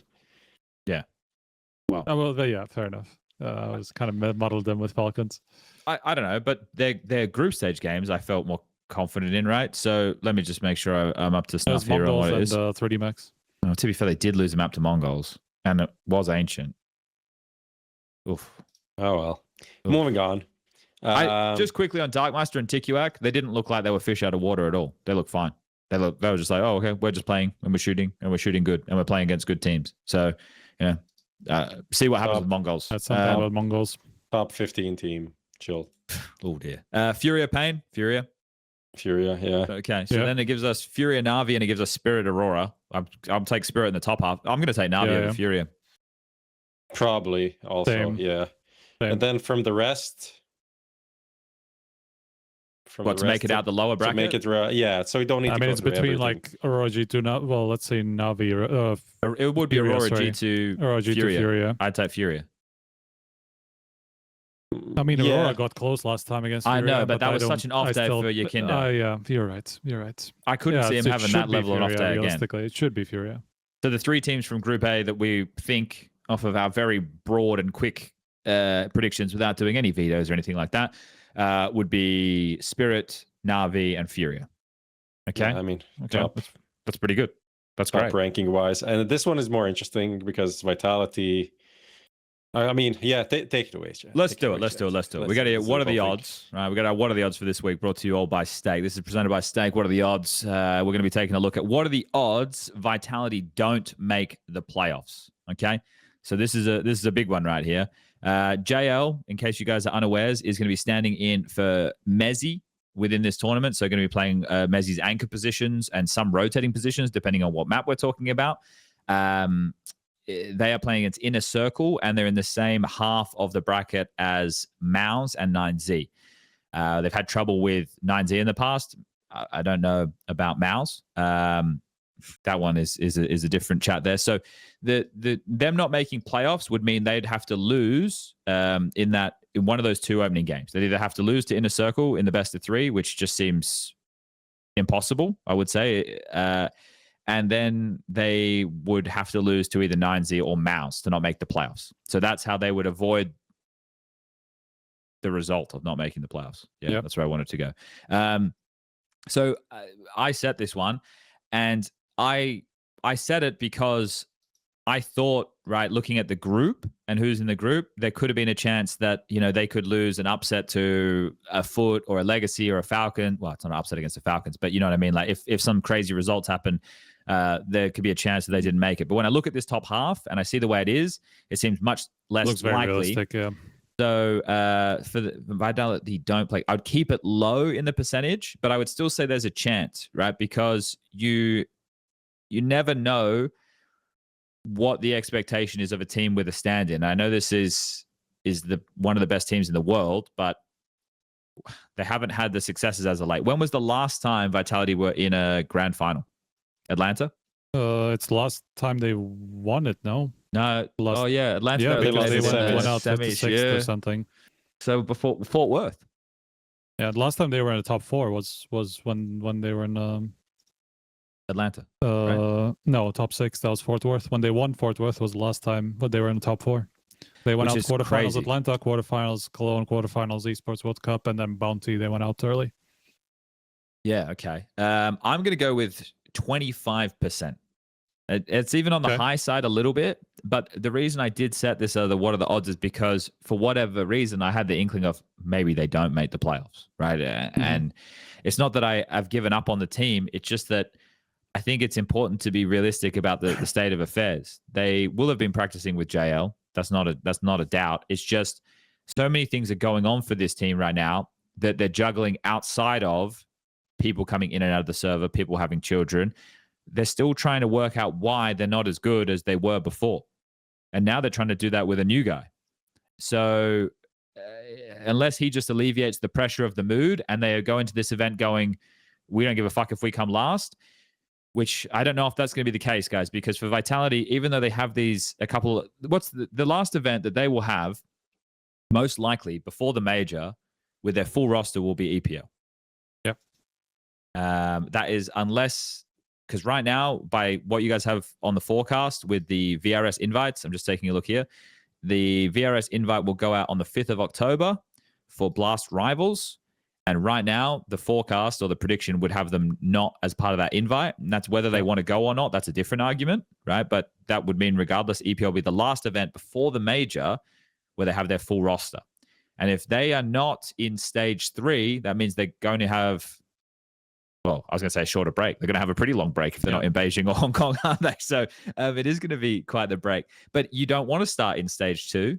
Stage 2 still has best of ones. So bro, isn't it crazy that Vitality are so low on the rankings on VRS? What are they, 7th now? How fast it's like with where you have them in your brain and being like they're not getting an invite to Blast Rivals. That sounds insane. Right. Yeah. Right. Yep. But yeah, what number did you say? I said 25%, which I think somewhere around there. I think somewhere like 30%. I just think that higher than me. Okay.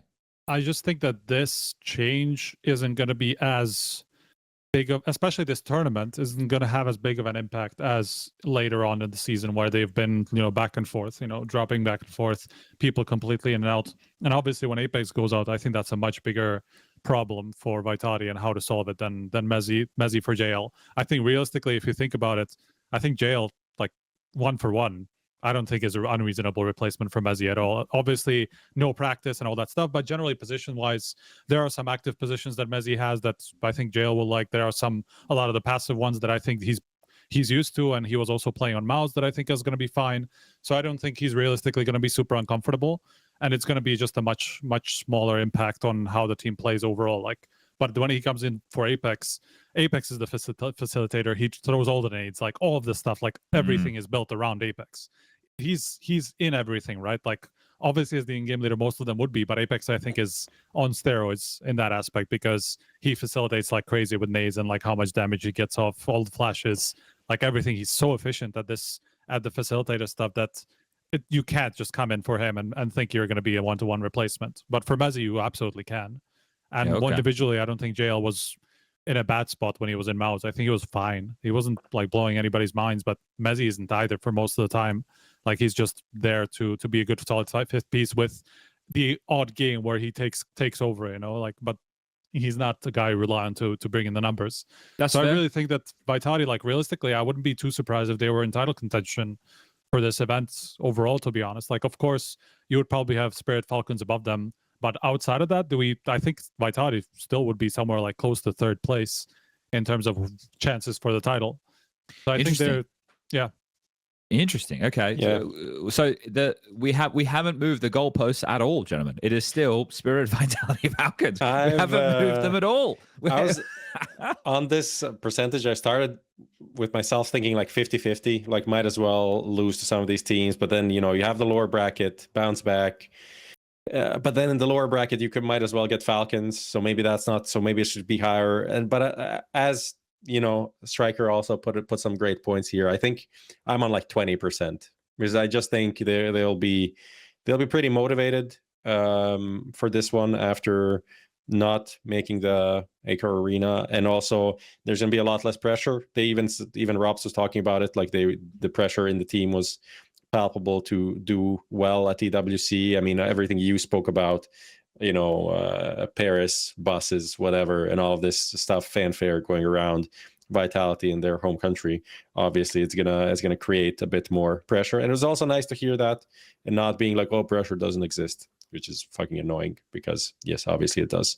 So I think obviously MongolZ and 9Z, both teams that could beat them in theory, but quality across the board is really good. And I was thinking like, how can I think of Vitality even if they are doing these changes and we think their team play might go down and they're not practicing as much?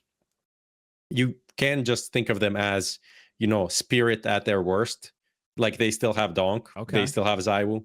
That's like, he is not the same level of hyper carry, but you know, almost, right? It's the closest to that. You can think of them as Falcons on their worst quotation marks, where they still have 3 super dangerous players in like Flames and ropz and ZywOo that can take over a game and can beat anyone, right? So still probably wouldn't be too surprised to see them in a final. Okay, well, we just played a massive tournament to be in the same place. Come on, everyone else, let's go.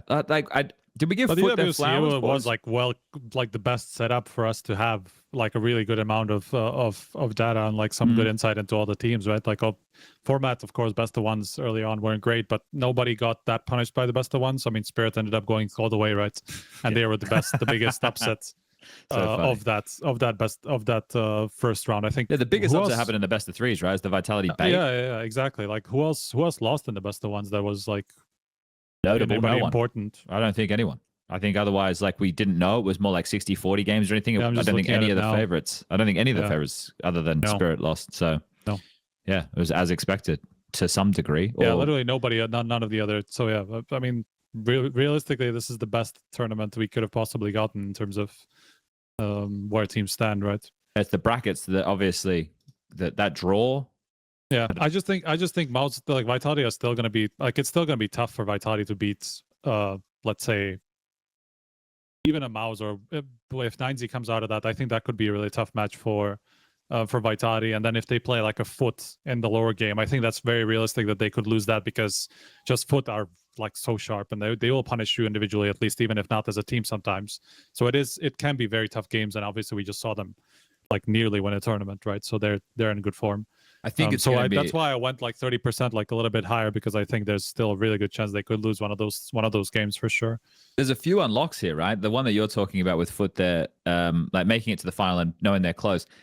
sure, they're going to be upset because they knew they could have won it, but they're also in a final against Spirit and they made it competitive and they had never played against Spirit before. So there's a mental unlock there of like, oh, fuck, we are actually good. Like properly good. Because I mean, you could see how pissed off they were because they were that close, like Demon, right? Like he was super frustrated in a couple of those situations. Was like wondering if he broke his hand or some shit. That was bad. That was a pretty big crash out. I mean, and he was like rubbing his wrist the whole time as well after that. So, but then I saw him like doing interviews and he was he was pretty happy. I think like once the emotions died down, like they realized what they did was still a really good achievement, right? So I think they're still going to be feeling really good about themselves. So I think they get like a mental boon of more confidence, which a team that already plays with so much aggression and confidence is going to be funny to see how that kind of settles in. For Spirit, they obviously get it by beating Vitality. So now they feel, okay, well, who's going to stop us now? I think that's only going to have a positive flow and effect. And I don't expect their game style to be the same as when they played Foot. I think they'll play rounds that are faster and they'll be dictating the tone a little bit more. I don't think that's just going to be a matchup specific thing, or at least I hope it is. So yeah, okay. Well, what do we got? What's our aggregate here, Mr. Lucas? Add them together. So we think that Vitality are well and truly going to make the playoffs. We'll see what happens. But this is your What Are the Odds brought to you by Stake. The tournament kicks off tomorrow. It is a 2-week tournament, but you'll be happy to know, everybody, that you don't have to worry about watching A and B streams. You can tune in whenever you want, and there'll be a game. But whether you like the game, that'll be the question. Yeah. So there will be some duds in the lower bracket. Shout out Stake. Oh yeah. Shout out the Stake and the Stake promotion that keeps going on, because it keeps going on means they must like this one going on. Didn't say anything about it, but yeah, weekly reload with Stake and HLTV Confirmed, which can be claimed via support code HLTV.org, $35 across 7 days with a minimum spend of $20, and of course, gamble responsibly. Nice. Okay, we've gone well and truly over, so my apologies for being late. Also didn't do a show in a while, so I feel like there's a build-up. And we were talking about when we're going to do the next ones. I'm home for the next month, so I'm not going to do anything until late September. So we can do episodes whenever. It's when Lucas has time, actually. So when Lucas is ready, we'll be ready. Yeah, so maybe we can see if we can try and get some guests on for some of these. We can be a bit more flexible with the times and see what we can do. What else is there? That's about it. I'm going to try and co-stream some games, but I don't know if I'll get permission. I don't think I'm probably very well liked over there at Blast, to be honest. But we'll see.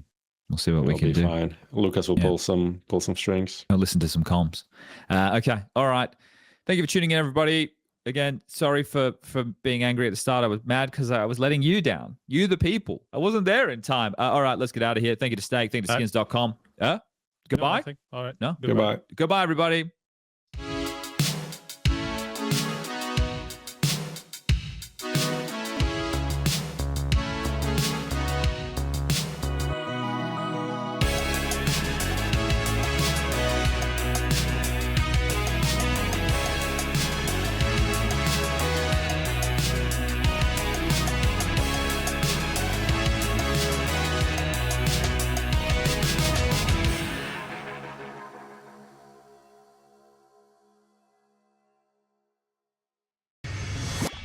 The biggest news roundup, exclusive insights, all delivered to your inbox. Sign up to the HLTV newsletter today. Today's HLTV Confirmed episode is brought to you by Skins.com. Skins.com has 0% transaction fees, plus a dedicated instant sell feature when you need cash fast. To start trading, just click login, sign in using your preferred method, and sift through the 50,000 plus skins already listed. Not to mention multiple deposit methods including crypto, bank transfer, Apple Pay, and many more. A profitable trade is merely a few clicks away.